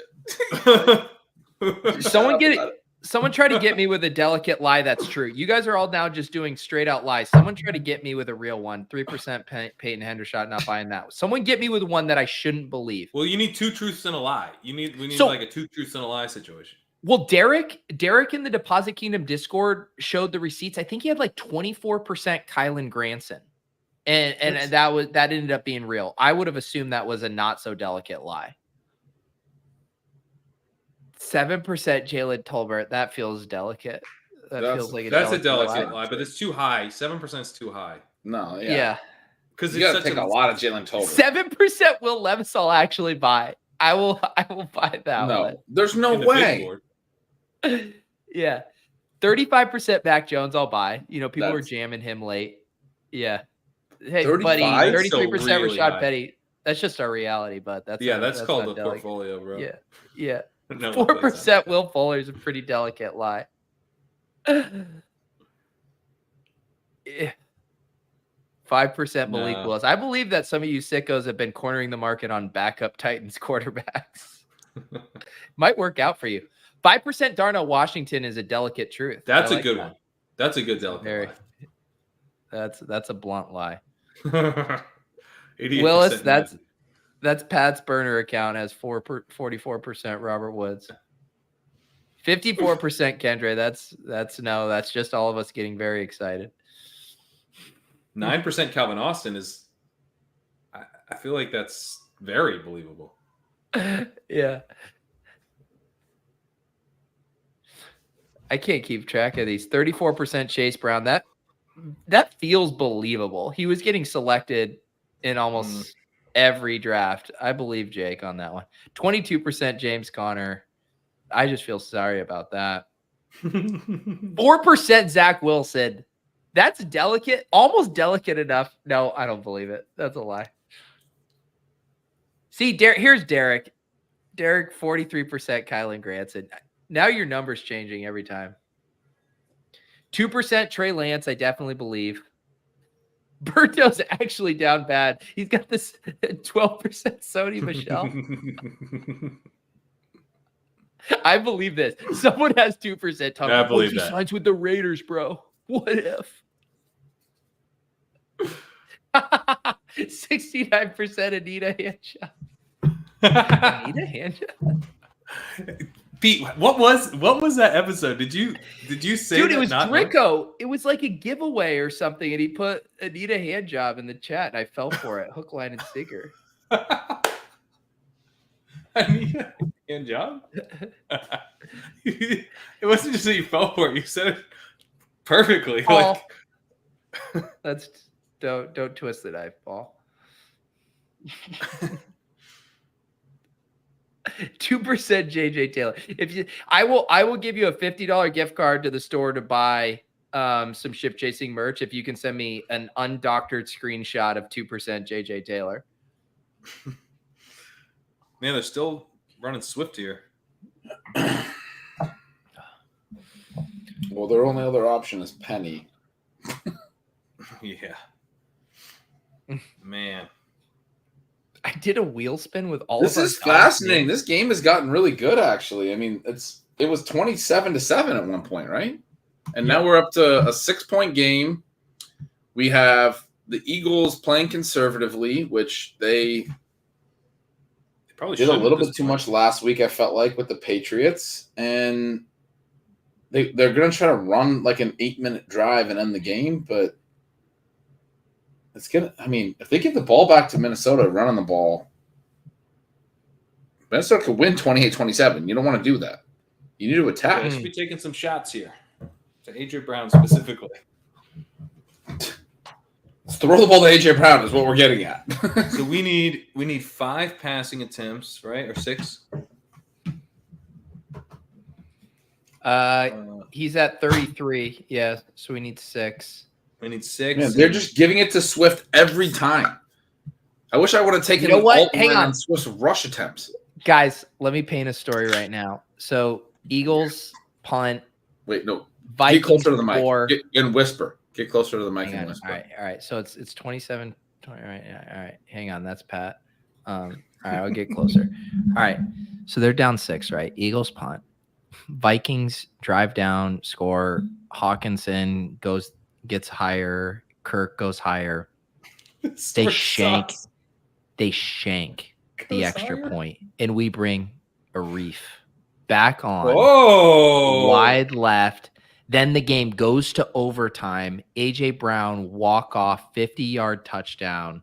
We sweep all the pick'ems on a doink from the Vikings kicker. Wow. It's all right. coming together. I was pretty out on It's that story, all- and then it got real good. Oh yeah, It got good. Don't ever trust me. My stories, they always start slow, but they finish strong.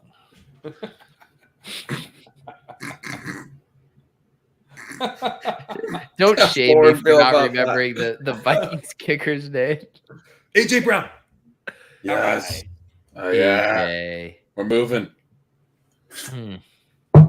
I'm being completely honest. I didn't try to remember. I honestly didn't care. I was like, I'm plowing through with this story without saying. Is that how April was conceived, Pete? The story plowing started forward? started slow and finished You might strong. say. Well, it maybe as well. Plowing forward. Sorry, that's good. Yeah. Let's not talk about my job. 4 for 29. AJ Brown. Wow, God damn it, DeAndre more Swift looks Swift. good. Oh man. Oh my DeAndre. I mean, Don't that's what I'm push the saying. pussy. Dude, That's the guy just Kenneth got it in Gainwell the end can't zone. do that. Kenneth Gainwell cannot do that. He's good, but DeAndre he's not, Swift is electric. he's a lot better. Like, there's a reason that people had him as the number 1 running back in the class ahead of Jonathan Taylor that year. Pre-draft. Oh my. It sucks that he bounced that one outside and took it 40 yards. God, that was a good run. Look how I mean, this guy, 44, Fuck. has no angle on you at that point. You're just too much quicker than him. Don't say tushy pushy. No. No. You got to throw this to How about- AJ. They're gonna It's a push it. tushy. Oh no. If it's a tushy pushy, I'll just close down the street. They've never Tushy thrown a pushy, fade in dude. their lives. Throw a fade for once, Sirianni. You're bored as fuck. You know what they're gonna do. Throw a fade. It already happened. We're just waiting for It to already go up on our happened. screen. I'm gonna Yeah. I'm gonna get a snack if they tushy pushy. It's all right. I'm gonna get some pizza. There's a leftover. Yeah, sauce. Gretch is gonna have to hold down the. I'll hold it this down. I'm gonna go get I'll some start pizza. making it I'm fucking putting- old fashioned over here. I'm putting Gretch full screen, and he's They're holding gonna it down tushy if we pushy get a this. tushy pushy, dude. Oh my god. Well, I feel like we had a good read on this game, right? Like a lot of Helmet throws to time. tight end. It just didn't quite work. Read some browse. That was Pete. That was one of my most fun times ever on Randomizer? stream. Yeah, we did the back-to-back randomizer after dark. We had a good ass time, man. that was so fun. That was my birthday. That was blast. a fun fucking night. Come on, AJ. At least it wasn't the tushy pushy. Yeah, it wasn't. Too That's good. Swift All right. TD. That's good. That- I'm still gonna go get a snack. Guys, You want a snack? Swift Yeah. has 168 rushing yards and a TD. Wow. 168 rushing yards. DeAndre Swift. And a touchdown. Could Kenneth Gainwell do that? Does he have the ability? I don't think so. Well, I guess I'm on big screen here. I can't share my screen, so we can't do trivia. I'm going to need the chat to talk to. What are we doing? Swift's the new Gainwell. I mean, Gainwell wishes it was Swift. Gainwell would have 250 and 2? I need some of what Rod's smoking. Lion's so fucking dumb. We can debate that. We got put the helmet on again, do a sporkle. I can't share the sporkle. I'm not actually active on the 1 and 2s on this. I don't have. It was Sparkle. Pete doesn't trust me. Time to monologue. What do you want me to monologue? People in my Discord were terrified to start Swift. Oh, that's sad. Best Seattle tourist attraction. I mean, everyone says go to Pike Place Market. I still think it's a Space Needle, man. Go up that elevator. You guys have seen the Space Needle if you haven't been in it. The elevator is like glass looking outward. So as you're elevating, you're just watching the city kind of like it's a pretty cool deal. Like if you're scared of heights, you're kind of just seeing the ground get further away. It's a fun, like, it was supposed to be futuristic in the late 60s, but it's still kind of cool in 2023. You get to the top and the thing rotates and you stand out and you can see over the whole city. I go up to the top of the Space Needle, man. I do it a couple times, or not a couple times a year, once every couple of years. And it's fun time. Kids love it. What do we got? Yeah, Space Needle rinses Pike Place. David's got it. He understands. Pat's in the background. I can hear him opening a beer and kind of talking, but I'm big screen, so I can't. You can hear me? I can hear you. I think they can hear you too. I can hear you. Ballard locks are fun. I'm with you, Paul. I love that. Ballard locks. You get down to the how many Starbucks there? Sue, you don't even want to know. I mean, it's insane. Every block. My wife loves Starbucks. I've spent too much time in Starbucks in my life. It is crazy how many Starbucks there are in Washington. I had to learn to love it. For the longest time, I hated it. I told my wife I hated it. I was like, no, I don't want to go to Starbucks. But like, we just always ended up at Starbucks, obviously. But like, I mean, Starbucks is kind of dope. I'm not gonna lie. Like, you get a little like banana bread or something. You get a little coffee cake. They got good coffee. It's good stuff. I'm not gonna lie. The wedge. Chris says the wedge. Have I played Chambers Bay? I did play Chambers Bay. I shot 100 on the nose. My funny Chambers Bay story is I made back-to-back birdies at a U.S. Open course. There's a long par 3, and I hit it onto the fringe and then made this long look at this little putt. beggar. Look He at fucking him. loves bread. And Brittany's been giving him little pieces of like pizza crust or something, and now he like legit look at him. He would try to eat this. I'm like, don't give him the food because then he's gonna start begging. And this is intense. Did I hear that correctly? That Gretch said Starbucks has good coffee. That was the take we got. How did you? No, I said I learned to love Starbucks, and I mentioned their food. I didn't ever mention their coffee. Pat laughing It's off like screen acceptable Eggman. coffee. Go stop, dude. You can't. This isn't for you. Go to your bed. Go to your bed. They're saying do a sporkle. I mean, I would do a sporkle right now. I'm in a sporkle mood. Pete, you want to Pull it up. You want to do a Hold up, sporkle? I'll share it. All right.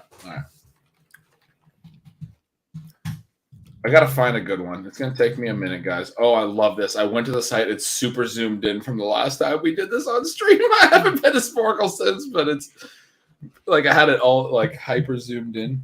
So Cousins at 35 attempts throws a screen to Ty Chandler. We're getting real close there.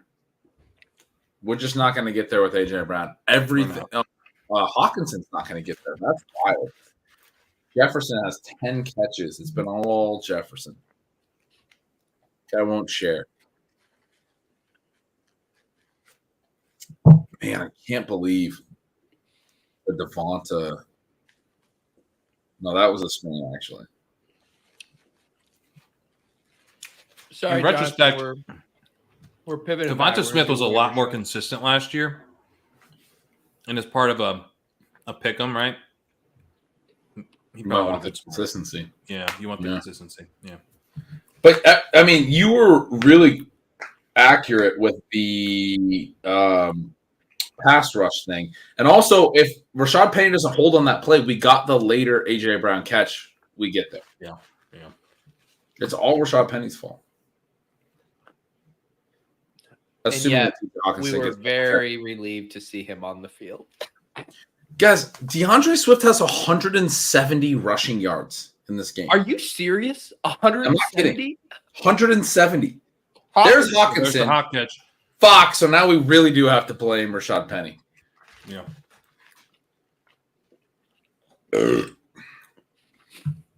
Burp. All right, Sporkle. Let's go. I gotta find where's the categories. All right. Let's see what Murphy will do for Pizza Crusty.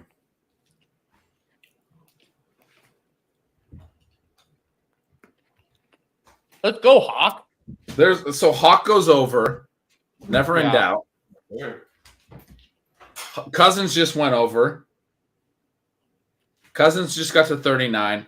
Fuck, man. Fuck. It's AJ. Ah. Down. Wow, dude. AJ is the one roadblock between us and generational wealth. Generational wealth. God, whose idea was this? The guy who already has generational wealth? Yeah. Don't say yeah like that. I knew that would bug you. That's why I just went, yeah.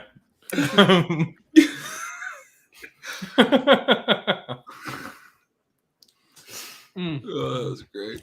Don't say yeah like that.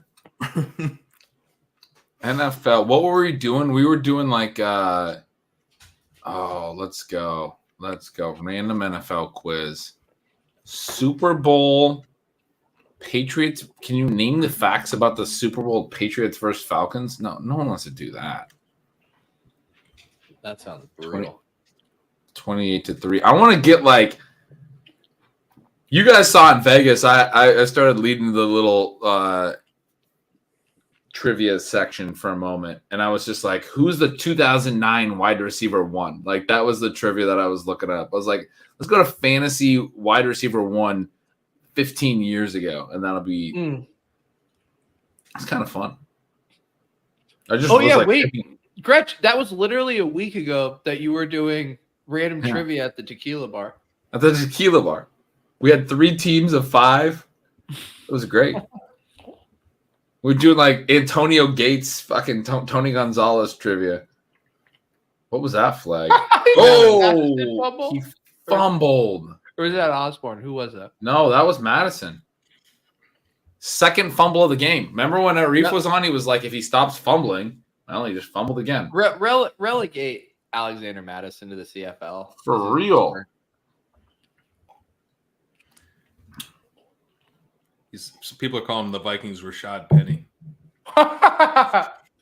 So, look, That cuts I mean, I understand the Vikings are out of timeouts, and they could kneel it out.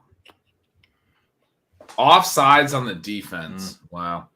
So there's no scenario where A.J. Brown I don't think so. I don't think so.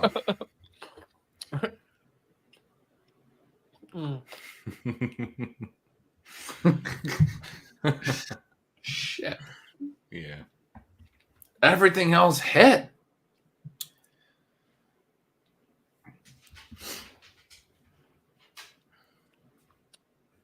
How are we gonna get OT, Steven? How the fuck are we gonna get OT? I mean, Man. offside kick, missed extra point. He's not wrong. This is so brutal. We had it, dude. Throw the That's PI. That is defensive pass interference. That's a takedown. Look at this. Yeah, You can't do that. That's not allowed. That's early. Can't come over the top of him and knock it away. It feels like this is Gretchen's first 5-pick parlay. Listen, man, I sweat every 5-pick parlay like it was my first 5-pick parlay. Learn about it. Learn about you sweating 5-pick parlays. Dance like no one is watching. Sing. First round QB since 1983 Sporkle. That looks good. Michael, how am I going to find that, buddy? I love that idea. All right. Hawk. Search. All right. Hawkinson is hitting. First round QB since 1980. I just want to say that I was on this game because I'm going to be off a lot of stuff later, but I had this one locked in. First round QBs. I'm not finding it on the search.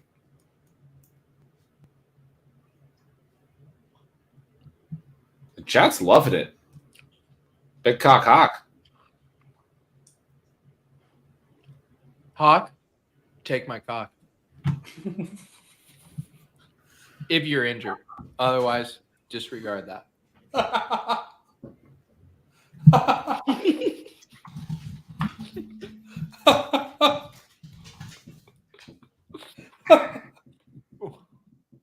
We're coming up on a year anniversary. Here we go. That Here we go. You ready for this, Pete? Yeah. This is going to be good. Top The 50 Daigle fantasy receivers of 2014. Wow. Oh, wow. The rookie influx year. Oh, wow. Okay. So this has got Antonio Brown. Odell Beckham. Marius? Demaryius Thomas. Odell Beckham is on this list somewhere. Greg Jennings. Oh, we have to get it on the one we're on. Oh, We Jordy can Nelson. say next and all this shit. Oh, so who's really? this? Jordy, Nelson, Greg, Okay. Jennings, Donald Driver. No, it's too late. Fuck's Randall Cobb. Yeah, there you go. Eagles, Terrell Owens. Who's the That Eagles? seems old. No, that's Jeremy Maclin. Yes, Yeah. great fucking call. there you Alvin. go. Calvin Johnson. Yeah, for sure. Did I misspell it? Golden Tate? Oh my God. All right. My new coworker at Fantasy Labs. Reggie Wayne? Who's the Colts? How's it not Reggie Wayne? Hugh Smith. Des Bryant. Dez. Julio. Roddy. Ooh, Julio. Roddy or Yeah, Julio. of course. Yeah. Someone in the chat said Pierre Garcon for Colts. That's Steve not good. Johnson. Was that Steve Johnson there? Evie John. No. Who is it? Is this Terrell Owens? He's bouncing around. Garcon? Yeah, that's T.Y. gotta be Pierre Garcon. It wasn't No, it's too Garcon. early for Did they T.Y. recover the kick? Oh, they're gonna kneel it out. Ty was in the. Oh, Ty was in. Ty. Oh wow. Wow. Oh, and I also just learned all I have to do is last names. Bills wide receiver. Lee Evans. I mean, I'm like Peerless Price at this point. Who the fuck? Not Stevie Johnson? Oh, it's Sammy Watkins. Oh yeah, because it's As 2014. a rookie. It's 2014 What's this? Is Is this Sammy Pierre Watkins? Garcon? Oh, this you're is right. Pierre Garcon. Yeah, because No. it was the no. It wasn't Garcon.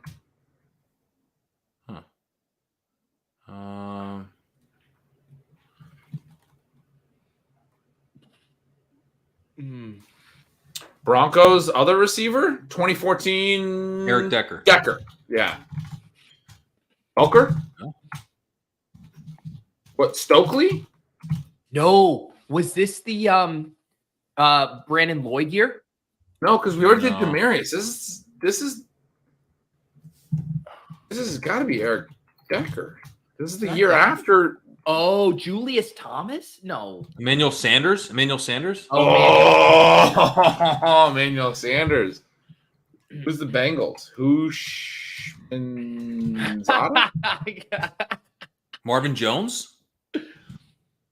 No, AJ Green. Or Sanu. Oh, Green. yeah. Yeah, that's Green. obvious. How's it not AJ Green? Huh. Sanu? Bengals?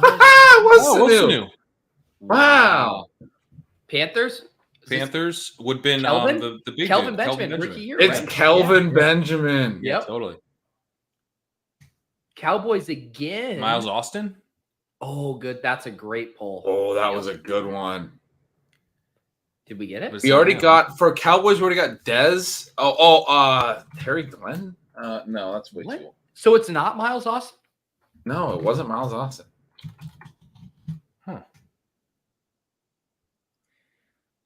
Who was it in 2014? It's not Amari Cooper. No, he was on the Raiders. Bears.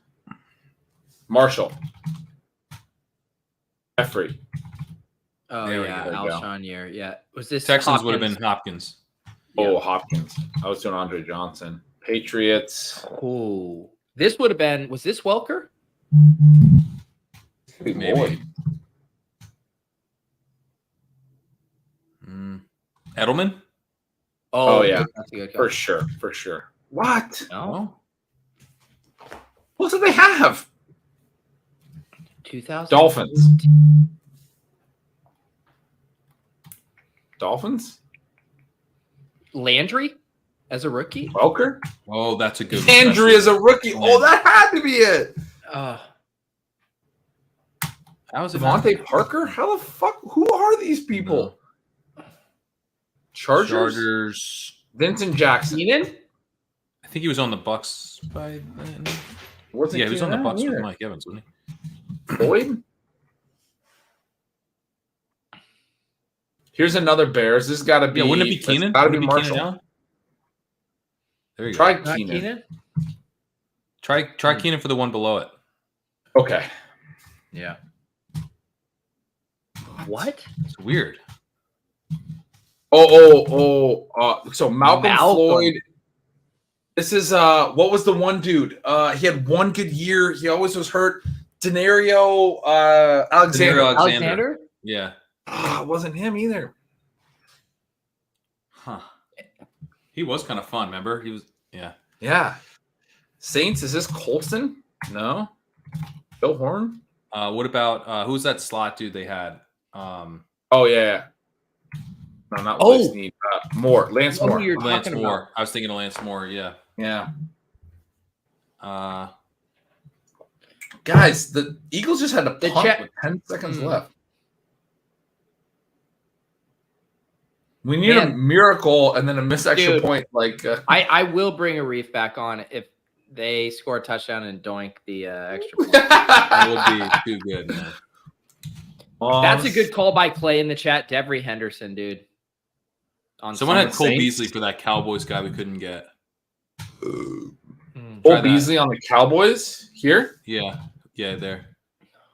Seriously? No. Another Raider. Ooh, is that the first Raider? Is that Cooper? Or no, he was 2015, I think. Crabtree? I just tried Crabtree. Moss? They had that. Who was that dude they had that was like Who are the Titans? 7th round pick or undrafted free agent? This has got to be Roddy White. Yeah. Yeah. Sims Walker. No. Wow. Michael Thomas? No. Who did they have back then? Oh, they draft Allen Robinson. That's Allen didn't Robinson, dude. That's Allen Yeah. Robinson. Dude, the Oh, rookies. nice. Yep. Another Raider. Oh. We do Moss yet? On Walker? We got Jordan Nelson with the Packers. Rams? Cardinals, this has got to be Fitz, right? Yeah. What if we not gotten Fitzgerald yet? Hey, Oh, he's we not got Maybe Watch the down. second one. Yeah. This is John Brown. nice, Wow. dude. Nice. Yeah, another rookie. And this is Floyd. Michael Floyd. Remember that team? Yep. Fitz, John He was a Brown, sophomore. Yep. Nice. I went looking for him. What else can we just like pick out? Niners. There's 3 Niners here. What was this Wow. team? In 2014. It's like a Vernon Davis time period. Did they have Crabtree at this time? Ooh. Yeah. Yeah. There it is. Nice. Who else did they have with Crabtree? Wow. Who was that number 10 that dropped the punt in the playoff game? Oh, Bolden. They had Oh, Bolden and then. Golden's here, yeah. Oh, Yeah. yeah. They had that other dude, Kyle Williams or something like that. Kyle. Maybe it's not him. Did they had Marquise Goodwin at one point. It might have been after this. Ooh, what's a good guess? No. Viking. Gretch, Two Vikings. The tight ends don't count, right? It's No, this is wide receivers. Yeah. We're about 36 seconds here. Oh, we're out of time. Think we can Vikings do in it. 2014. Sidney Rice. Oh, that's a nice pull. Nice, dude. Too early though. Oh, Percy Harvin. Oh, I just did Harvard wow. on both of them. Oh, shit. I just tried them. Yeah. It's later than that. Harvard was 2009 when they went to the Super Bowl. This is Is Calvin Johnson the second Lions? where here? Yeah. Yeah, there we go. I want to know who these Vikings are. Brian Quick, Deshaun Jackson was the wow. Reds. Brandon LaFell, Brandon LaFell. Haven't heard that Eddie name. Royal. There's Garcon. Oh, the Saints. We should have gotten We Brandon did the Cooks. earlier Brandon Cooks Redskins. rookie we should have known. Yeah. Yeah. Kendall Wright on the Titans. Pat, I feel like I've heard you say Kendall Wright. Edelman, you know. guys said I on should've got that. earlier Patriots. This was a tough one because you had to go in the right holy slot. shit. I tried Andre Johnson on the wrong one. We tried Decker. Eric on the wrong- Decker was What a on the bunch of wrong these- team. Yeah. Oh, Greg Jennings was a Viking. And Wow. Cordero Oh. were the 2 Vikings. Steve Johnson was a 49er. He was Steve Johnson Justin was a Hunter 49er. cracked that. There's Reggie Wayne with the Colts. We tried him up here with the Colts for T.Y. Hilton. Wow. Vincent Jackson with the Bucks. On the We tried Bucks. him at one point. Yeah. Was Mike Evans on this list or not? No. Didn't crack Wow. it. He said 1,000 yards every year of his career. Yeah, that is nuts. What's this based on? How the fuck did he not? He had an end up on awesome that? rookie year, dude. He had a really good rookie year. This is 2014. Maybe he didn't start in 2014. No, Yes, he he did. He was drafted. He's at in 1,000 yards 2014. every year of his career. Dino Bros were debating Sammy Watkins versus Mike Evans. That's right. Mike Evans isn't on here? How is that? This is the This integrity list of is this. bullshit, dude. There's no way.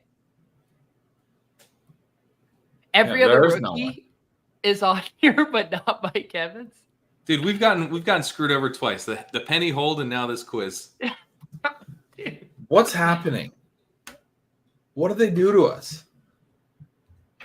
Where's the best Mike Evans? I looked it up. Was definitely is 1,000-yard, 12 TD season as a 20 That's bullshit, dude. fantasy wide receivers. You can't have 1,000 yards and 12 TDs and not be in the top 50 fantasy wide receivers. Because I don't think you can. What the fuck is this quiz, dude? Do they call him a tight end? Rupesh says Mike Evans went for 1,000 yards and 12 touchdowns in 2014. Erroneous. Get it out of here. Get this quiz out of here, dude. It's just, dude, that was a fun exercise, but I'm over it, man. It was fun. Yeah. Guys, first shipcast in the books. Did we win We anything? came so close. I'll pull this up here. We were very close here. Cut the under. Alexander Madison hits, Hawkinson 7 receptions, Swift just absolutely obliterated. Even the Kirk Cousins that was looking, I mean, one away there, and then the main one, AJ Brown, we were one off there. No Just one AJ go Brown do the and math. The I mean, the Rashad Penny 2023 season's been about fading AJ Brown. That's what I've been saying. Like, no. Should have got that touchdown, man. Penny. Yeah. Penny over under one backbreaking hold. He hit the Yeah. he hit the over on that, unfortunately. Yeah. Oh my goodness. But who do we got next week? Someone already said. What's the week week 3 schedule? no idea. 1 week at a time, guys. Giants Niners. That actually could be fun. That could that be could fun. actually That would be be fun. fun. That Yeah. would be fun. Yeah, I'm into that. God.